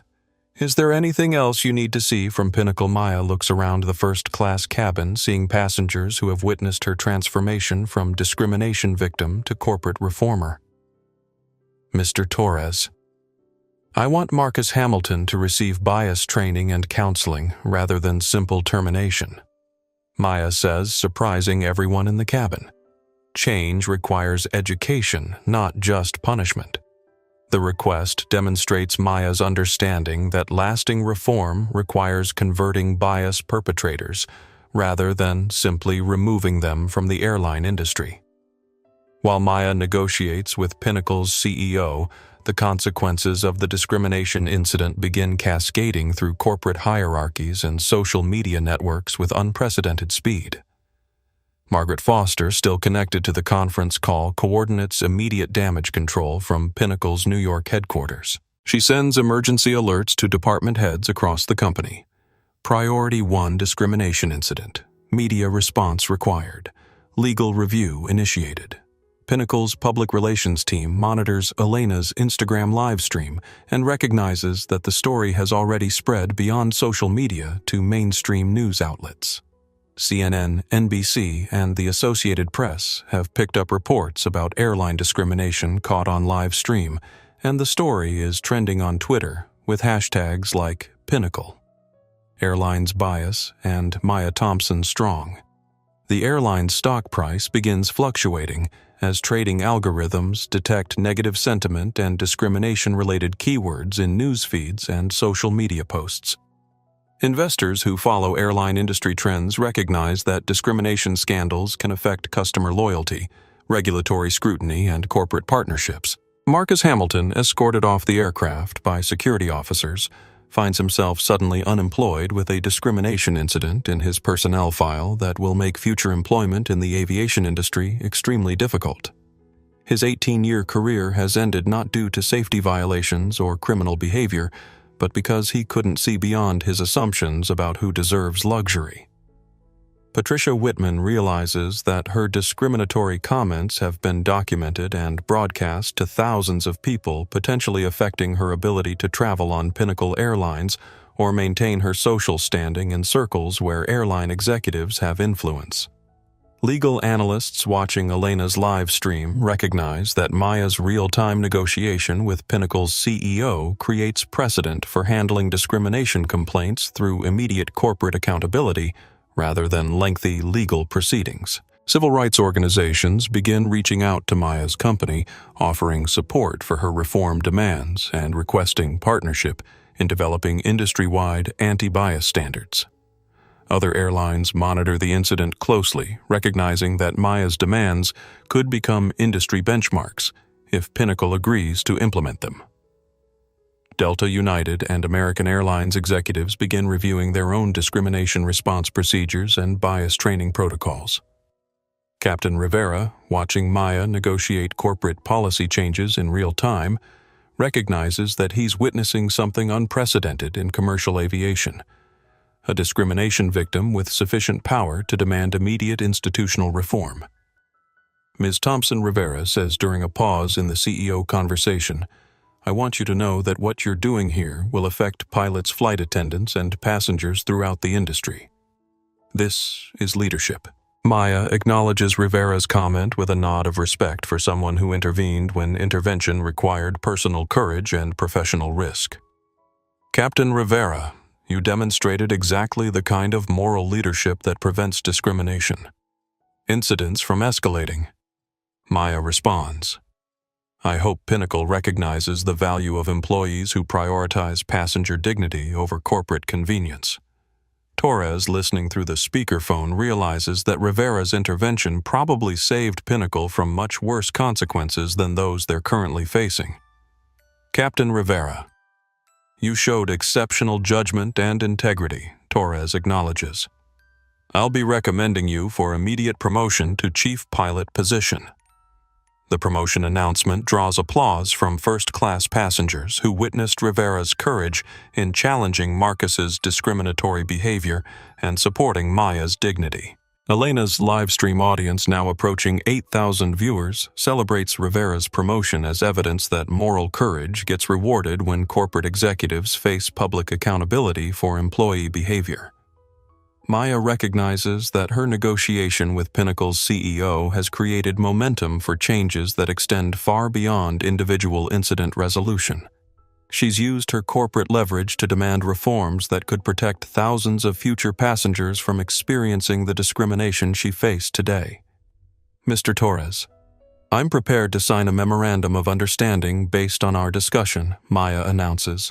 But I want the agreement to include measurable benchmarks and public reporting requirements that demonstrate genuine progress rather than cosmetic changes. Torres agrees to Maya's transparency, demands recognizing that her business partnership provides Pinnacle with credibility when implementing bias prevention programs that other airlines might dismiss as public relations theater.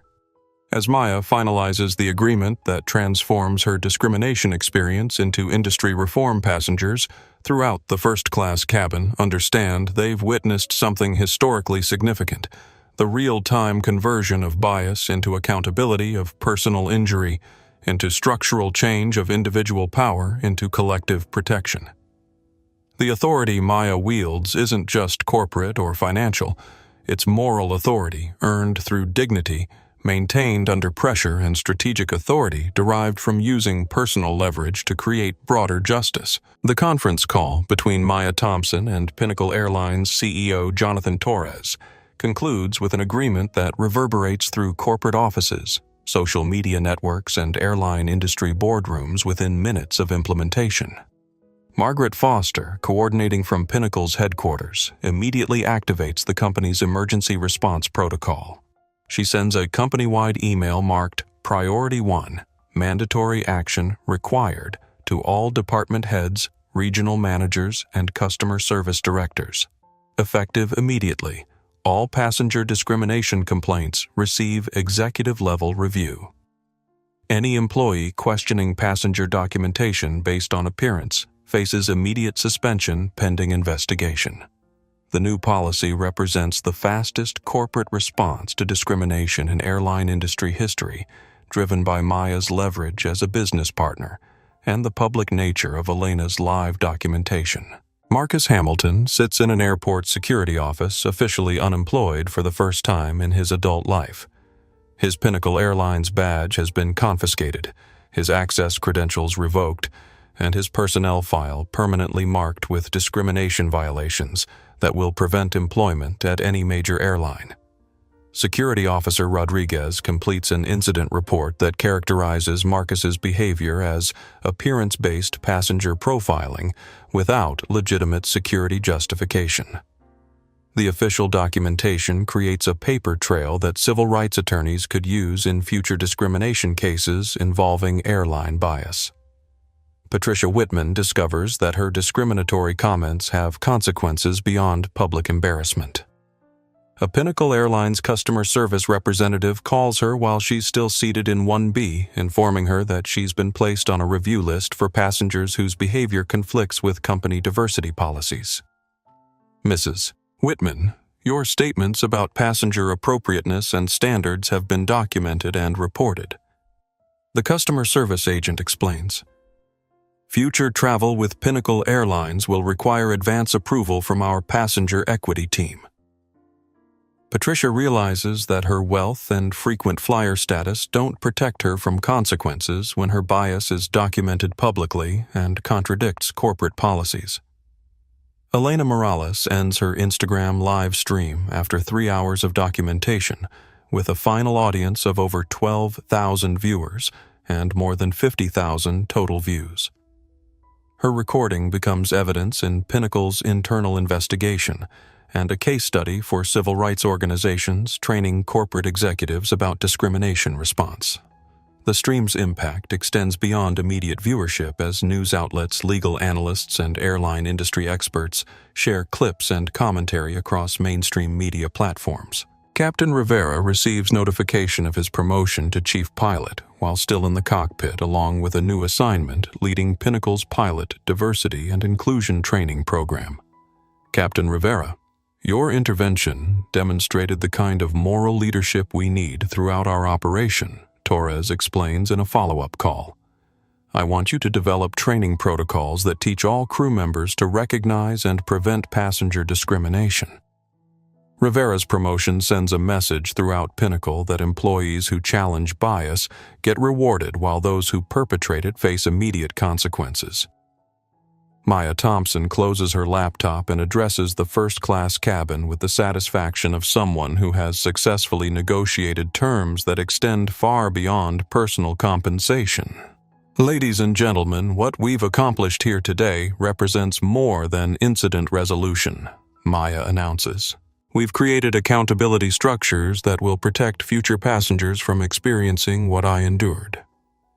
She stands and looks around the cabin at passengers who witnessed her transformation from bias victim to corporate reformer. I want to thank everyone who documented this incident, offered witness testimony, and supported truth over convenience. Maya continues. Change happens when good people refuse to remain silent about injustice. Sophia Martinez approaches Maya with the business card she's been preparing since the discrimination incident began. Ms. Thompson, I'm Dr. Sophia Martinez, and I'd like to volunteer for your Passenger Equity Council, Sophia offers. As a physician, I understand the importance of preventing bias in critical decision-making situations. Maya accepts the card, recognizing that her incident has inspired professionals to contribute their expertise to broader reform efforts. James Parker also approaches, offering his business card and expertise. Ms. Thompson, I'm James Parker, a business consultant specializing in corporate diversity training. I'd like to help develop the bias prevention programs we discussed. Elena Morales shows Maya her phone displaying comments from the live stream audience that include offers of legal support, media coverage, and civil rights organization partnerships. Ms. Thompson, thousands of people watched your negotiation with Pinnacle's CEO, Elena explains. They're sharing their own discrimination stories and asking how they can support the changes you're demanding. Maya recognizes that her incident has created momentum for industry-wide reform that extends far beyond Pinnacle Airlines' policy changes. Elena, I'd like you to document the implementation of these reforms over the next 6 months, Maya requests. Your live stream proved that transparency creates accountability. We need ongoing documentation to ensure corporate promises become real changes. Maya pulls out her business card and writes her personal phone number on the back, handing it to Elena with genuine gratitude.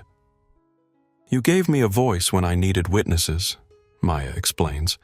Your courage in documenting this discrimination made corporate accountability possible.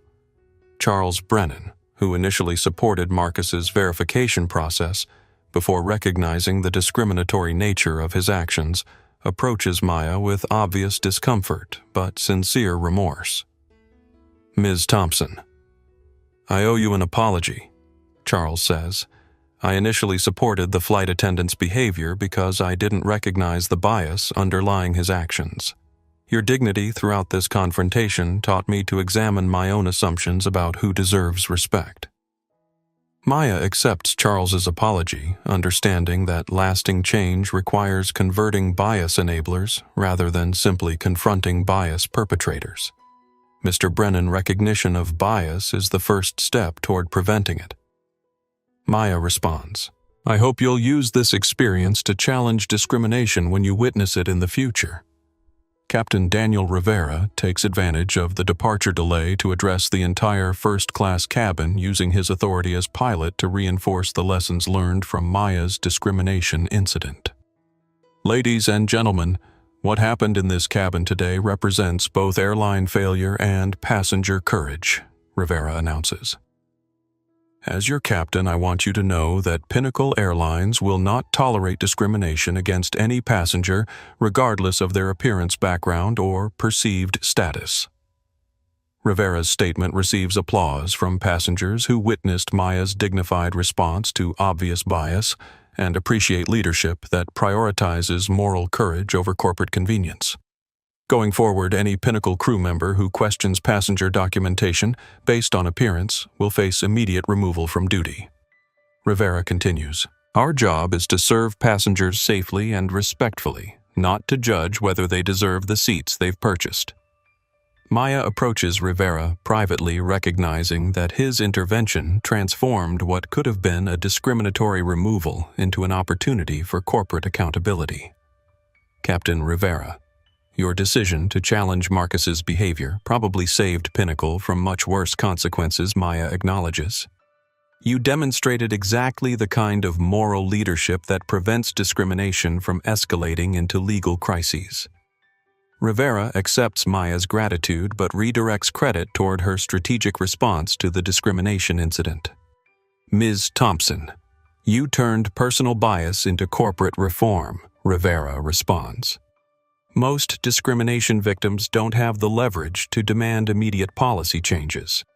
You used your influence to create protections for passengers who don't have corporate partnerships to shield them."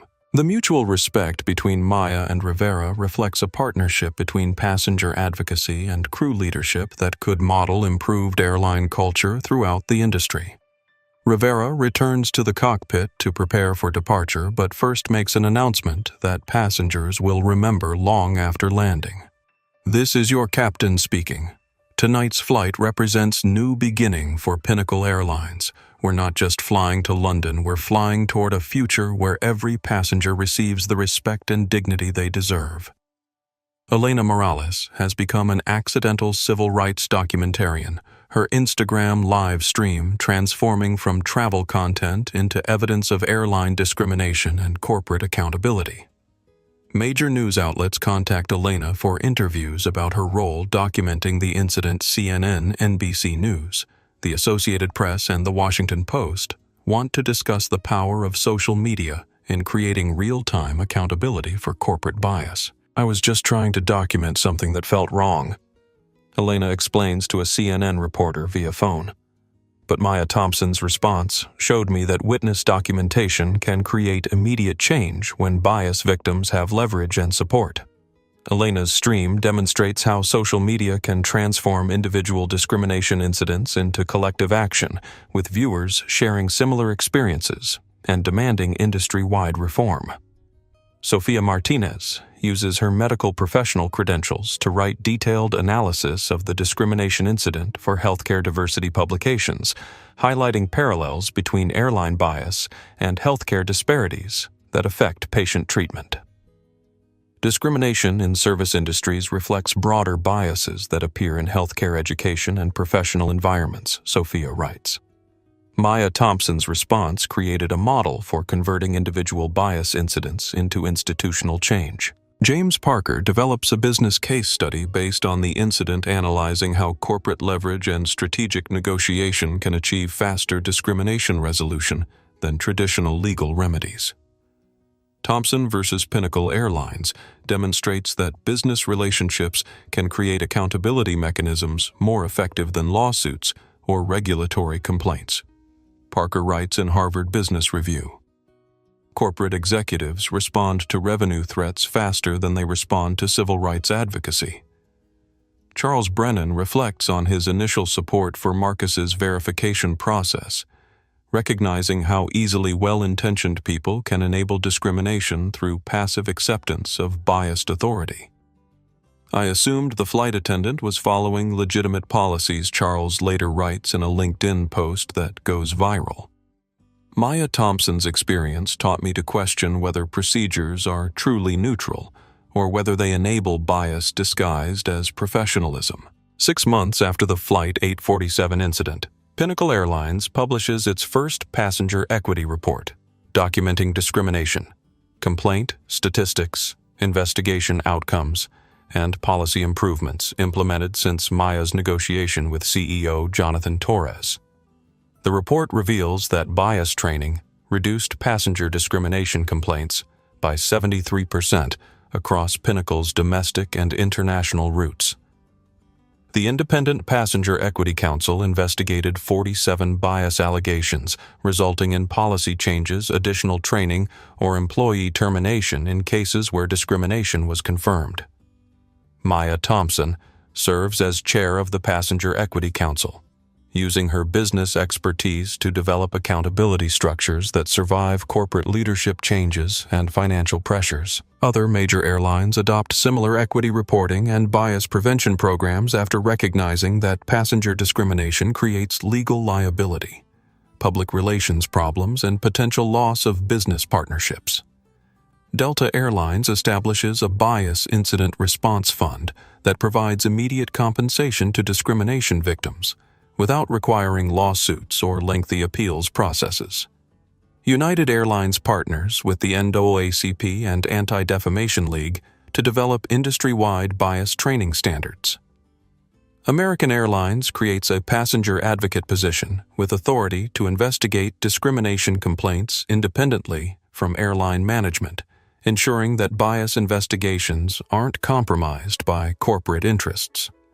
The broader airline industry recognizes that Maya's incident created precedent for handling discrimination through immediate corporate accountability rather than defensive legal strategies that damage company reputation and passenger trust. Maya's strategic response to bias becomes a case study taught in business schools, civil rights organizations, and corporate diversity training programs as an example of how individual leverage can create broad change. Captain Rivera completes the pre-flight checklist and announces departure clearance over the cabin intercom. "Ladies and gentlemen, this is your captain speaking. We've been cleared for takeoff to London Heathrow. Thank you for your patience during our extended boarding process." Maya settles back into seat 1A, pulling her hoodie up and adjusting her noise-canceling headphones. The seat that became a battleground for dignity and respect now represents victory achieved through strategic negotiation rather than angry confrontation. Patricia Whitman sits quietly in 1B, chastened by consequences, and hopefully reflecting on assumptions that led her to support discrimination against a fellow passenger. She doesn't speak for the remainder of the flight, perhaps understanding that her biases could have cost Pinnacle Airlines a valuable business relationship. Elena Morales documents the takeoff on Instagram, posting a photo of the runway with text that reads, "Sometimes bearing witness to injustice becomes an opportunity to create accountability. Change happens when good people refuse to remain silent." Sophia Martinez and James Parker exchange contact information planning to collaborate on research about bias prevention in service industries. Their chance meeting during a discrimination incident has evolved into professional partnership focused on advancing equity. Charles Brennan spends the flight reading articles about unconscious bias and discrimination recognition, educating himself about dynamics he failed to recognize during the initial confrontation. Captain Rivera announces smooth sailing at 35,000 feet. "Ladies and gentlemen, we've reached our cruising altitude with clear skies ahead. Sometimes turbulence on the ground leads to smoother flying at elevation. The metaphor isn't lost on passengers who understand that confronting bias, while uncomfortable, creates clearer paths forward for everyone involved. As Flight 847 crosses the Atlantic toward London, passengers carry with them the memory of witnessing discrimination, transformed into accountability bias, converted into reform, and individual courage, multiplied into collective protection." Maya Thompson, CEO of Velocity Logistics, sleeps peacefully in seat 1A, not because she's forgotten the discrimination she experienced, but because she's channeled it into changes that will protect countless future passengers from enduring similar treatment. The flight that began with assumptions about who belongs in first class ends with recognition that dignity and respect aren't determined by appearance, background, or perceived status. They're fundamental rights that courageous individuals and accountable institutions must protect for everyone. Maya Thompson stands at the podium in Pinnacle Airlines' corporate headquarters addressing the company's annual Diversity and Inclusion Conference. She wears the same gray cashmere hoodie from Flight 847, now a symbol of dignity maintained under pressure rather than grounds for discrimination. 6 months ago, your flight attendant told me I didn't belong in first class. Maya begins her voice carrying to an audience of 300 airline executives, crew members, and industry leaders. Today I'm here to report that the changes we negotiated have protected 847 passengers from experiencing similar treatment. The number isn't coincidental.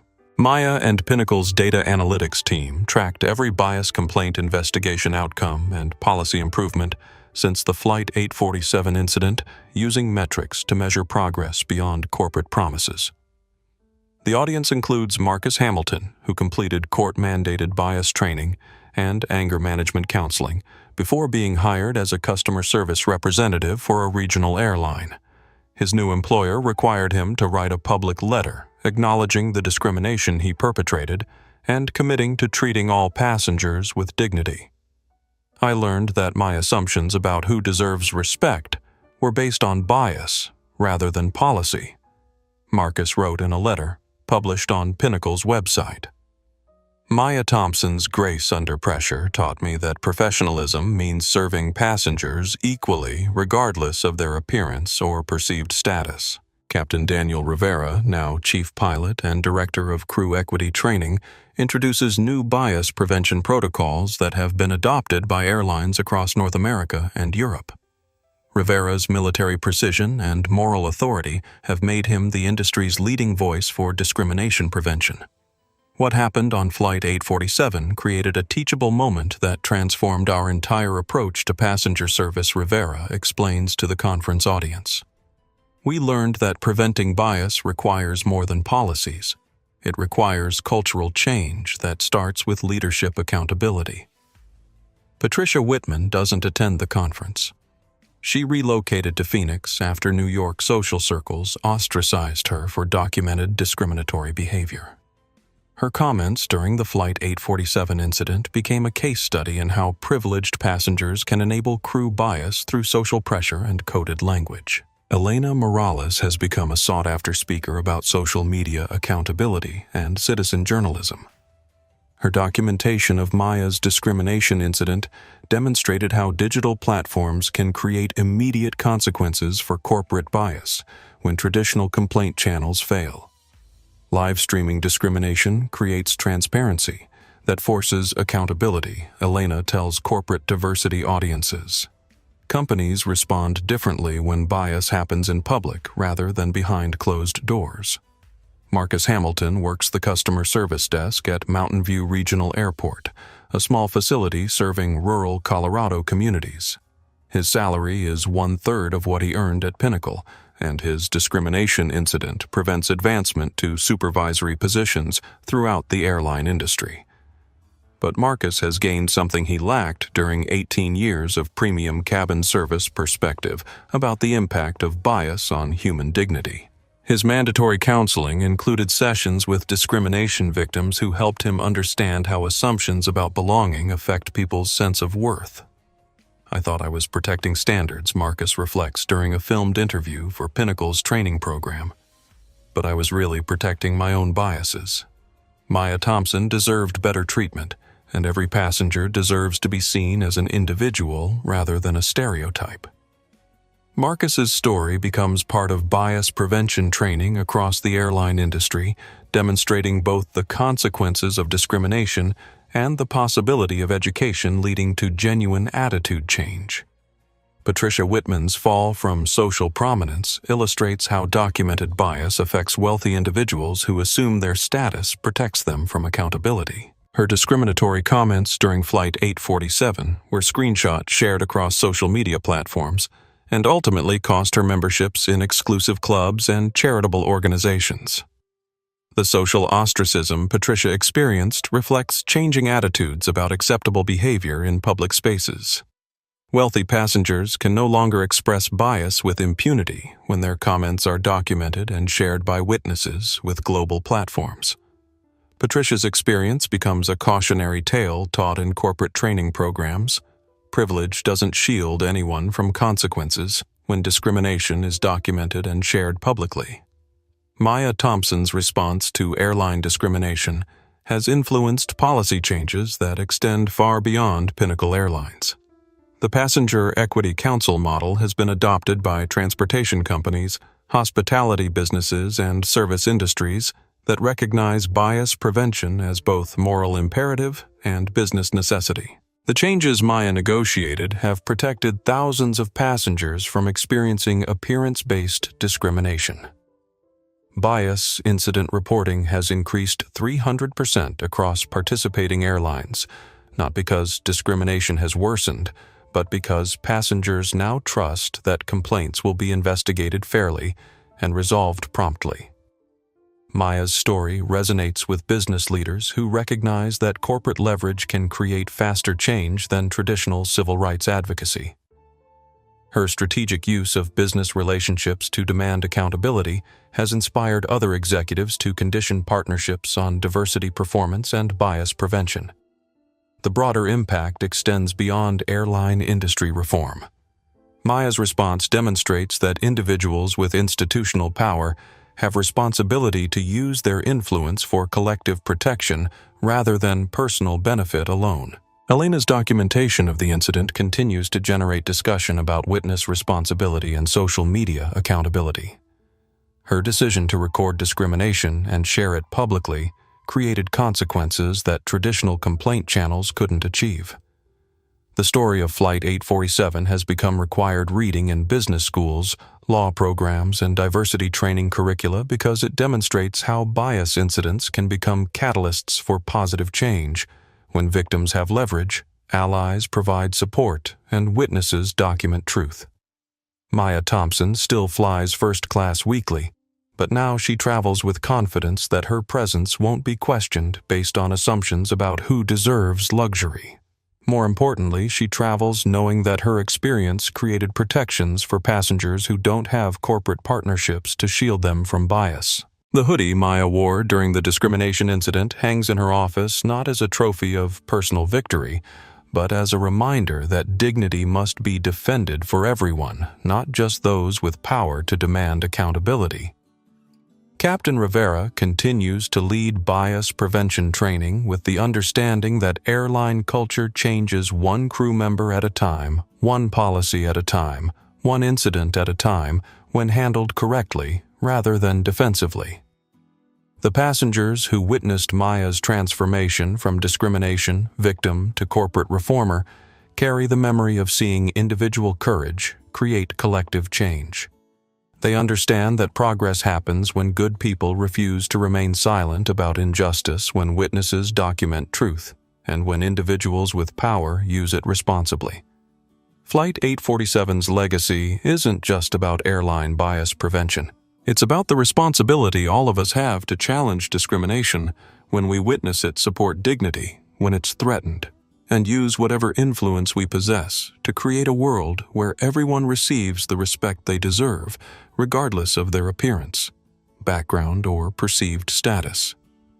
Maya Thompson proved that quiet strength can be more powerful than angry confrontation, that strategic negotiation can achieve faster results than lengthy litigation, and that individual incidents can become catalysts for broad change when handled with wisdom, courage, and commitment to protecting others who might face similar treatment. The message resonates far beyond airline terminals. Never judge someone's worth by their appearance, because you never know who you're actually dealing with. More importantly, everyone deserves dignity and respect, not because of their status or power, but because of their fundamental humanity. That's the lesson of Flight 847, and it's a lesson that continues to create positive change every time someone chooses accountability over defensiveness, truth over convenience, and justice over bias. If you've witnessed bias on a flight, in a boardroom, or anywhere your presence was questioned, your story belongs here. Share it below. Because when we speak up, we build structures that don't just fly, they soar. And if this story opened your eyes to the power of standing up against discrimination, please hit that like button. Your support helps these important stories reach more people who need to hear them. Don't forget to subscribe for more incredible stories of justice and courage that prove ordinary people can create extraordinary change. Hit the notification bell so you never miss when we share these powerful moments that remind us all to treat each other with dignity and respect. Share this video with someone who needs to hear that their voice matters, that witnesses can make a difference, and that change is possible when we refuse to stay silent. Together, we can build a world where everyone gets the respect they deserve. Отключим чат. О, вот так хорошо. В чате что там? Бунт.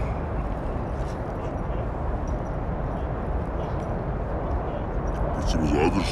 Да приезжайте хуй нам. Похуй. А? Мы уже съебемся, пока вы приедете. Спасибо. Спасибо за... Ой, какой хороший раб. Это, походу, не раб, слышь? Ты что это взял?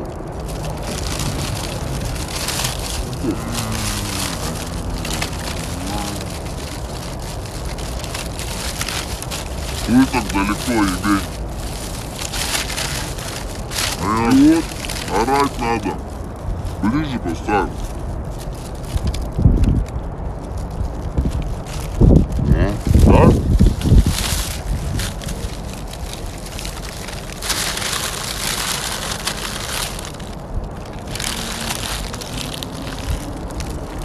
Скипана, скипрошана, скипана, Ебланы. Вы чё, охуели, что ли? Вы как все, как ебаные малолетки, бляди, ведете. Это не чтобы сплочаться, как аудитория, вы там, блядь, один Леру зовет, второй нахуй Юру, блядь. Долбоёбы ебаные, мы друзья нахуй, вы сами друг друга рассариваете, потом вас банят у меня на стриме, а моих банят тут на стриме. У вас долбоёбы, не все, это там 10%, чуть не сказал, запрет по ебанатам. Напой, блядь. Угу. Нахуй вы это делаете, не понимаю. Сидите, смотрите, блядь.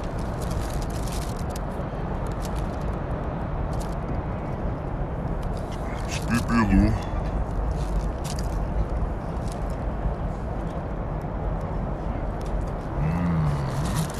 Да, вот тема.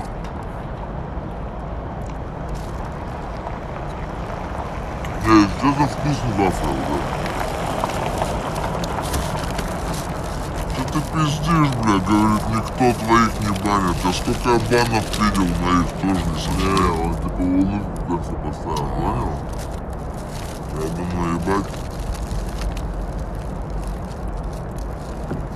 Я сколько перебанивал, ты что там, пиздец? А это, блядь, ебано. Холодно стало, нет? Ебать, жарко же от кофе. Пиздец.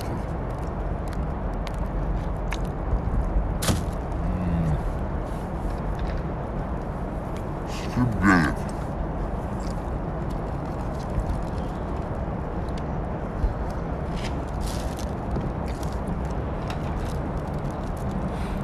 Всех скип. Скип-чат.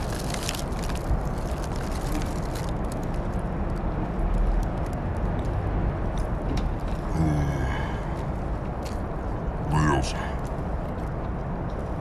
Чё тогда я пустил? Я же еще пакет мне нахуй съем. Мне спасибо нравится, клянусь. А? Спасибо нравится. Ня, после тебя ня.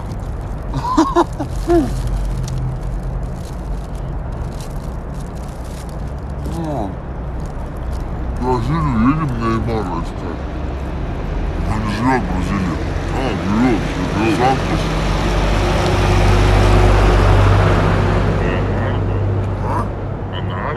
Да. Можешь сфоткать? Да. На своем тоже. Как его зовут? Равшан. Можно, конечно, да, бы это сделать бабу шутку.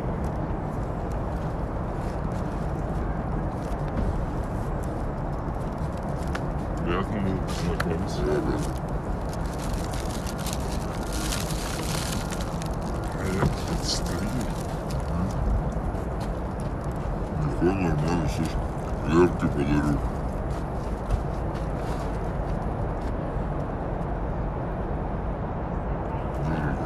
Красный стоп, я понял, все, обнял. Приятного аппетита. А,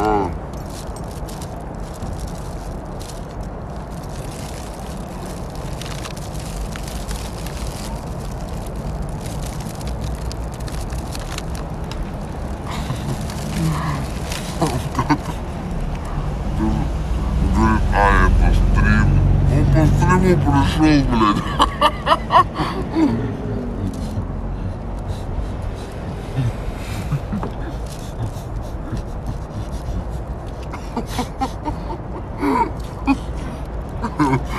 Блядь, какой гений именно.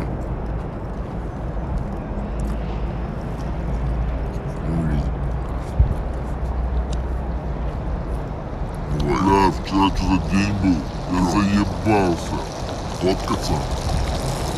Просто, я только к вам поворачиваюсь, только хочу посмотреть. Не знаю, у тебя что, блядь, не так на ИРЛах? Правда, это не стримишь на ИРЛах. Я, блядь, мы на ИРЛах ездим, а не гуляем. Поэтому, блядь, гулять опасно, понял, классно, но опасно. Ну, не то, что опасно, понял, вы поняли, да? Не каждый, блядь, стрим такой. А в Краснодаре мы гуляли, блядь. Ну да. Не так? Ну, мы отказывали там. А тут это мы добрые пробыли, такой, я знаю, что вчера напало на нас. Но зато мы эмоции. Им эмоции даем, ну да, а сами проебываемся потом. После стрима я вообще нахуй не разговариваю. Это какая хуйня. Со мной поговорить хотят, я вот такой, как ебаная иголка ебаная, понял? Я вчера прихожу, раздраженный, в квартиру захожу, постираю носки, открываю стиралку, а оттуда вода. Затопило нахуй. И выбило свет в хате. Пищали шло пиу-пиу-пиу. Я думаю, ёбаный рот. Давай это все убирать, блядь, час. Параллельно футбол смотрю, бля, очень. Футбол охуенно мы посмотрели, кстати, да? Я думаю, смотрел. Я тоже думал, смотрел. Не, ну, затащили мне ставку, футбол было. Негде было смотреть толпой, короче. Да, где мы обычно смотрим. Кто до 23 что-то работает, то что мы домой съебаемся.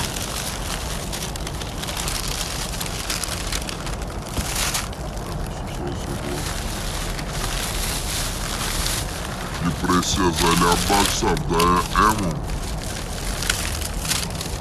Какой Эму? Ебать, я пирог взял большой. Пропускали. А вот ты на Байкале стримил или нет? Я не помню. Вроде нет. Как, короче, искали тебя люди, нашли? Не, брат, там ты чё, брат, ты в Альхон. Альхон это...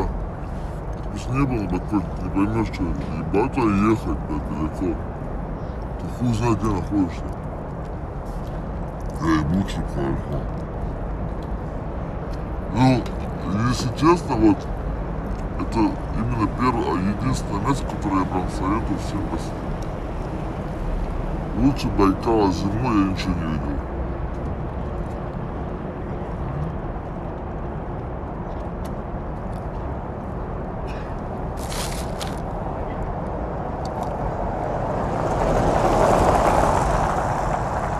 Там банька, вот так, банька, пальчик, ты выходишь в ледяную воду, цап.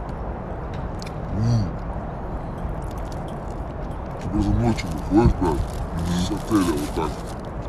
И просто вот поиграл. И ты вот так и пошел по нему, и попиздил. А вот вы на машинах поедете, без шансов, чтобы он растаял. Есть места, но это редкие места, где, короче, это озеро настоящее, поэтому мерзнет. Но иногда есть, там, даже в озере есть течения небольшие. И вот в таких местах она подмывает и не замерзает. И их можно проебать, понял? Пошел нахуй, тебе объясняю или чё? Ты Да иди нахуй, блядь. Ну. Вот, и она иногда подмывает, и ты ее не видишь, потому что она покрыта корочкой тонкой. И там можно провалиться.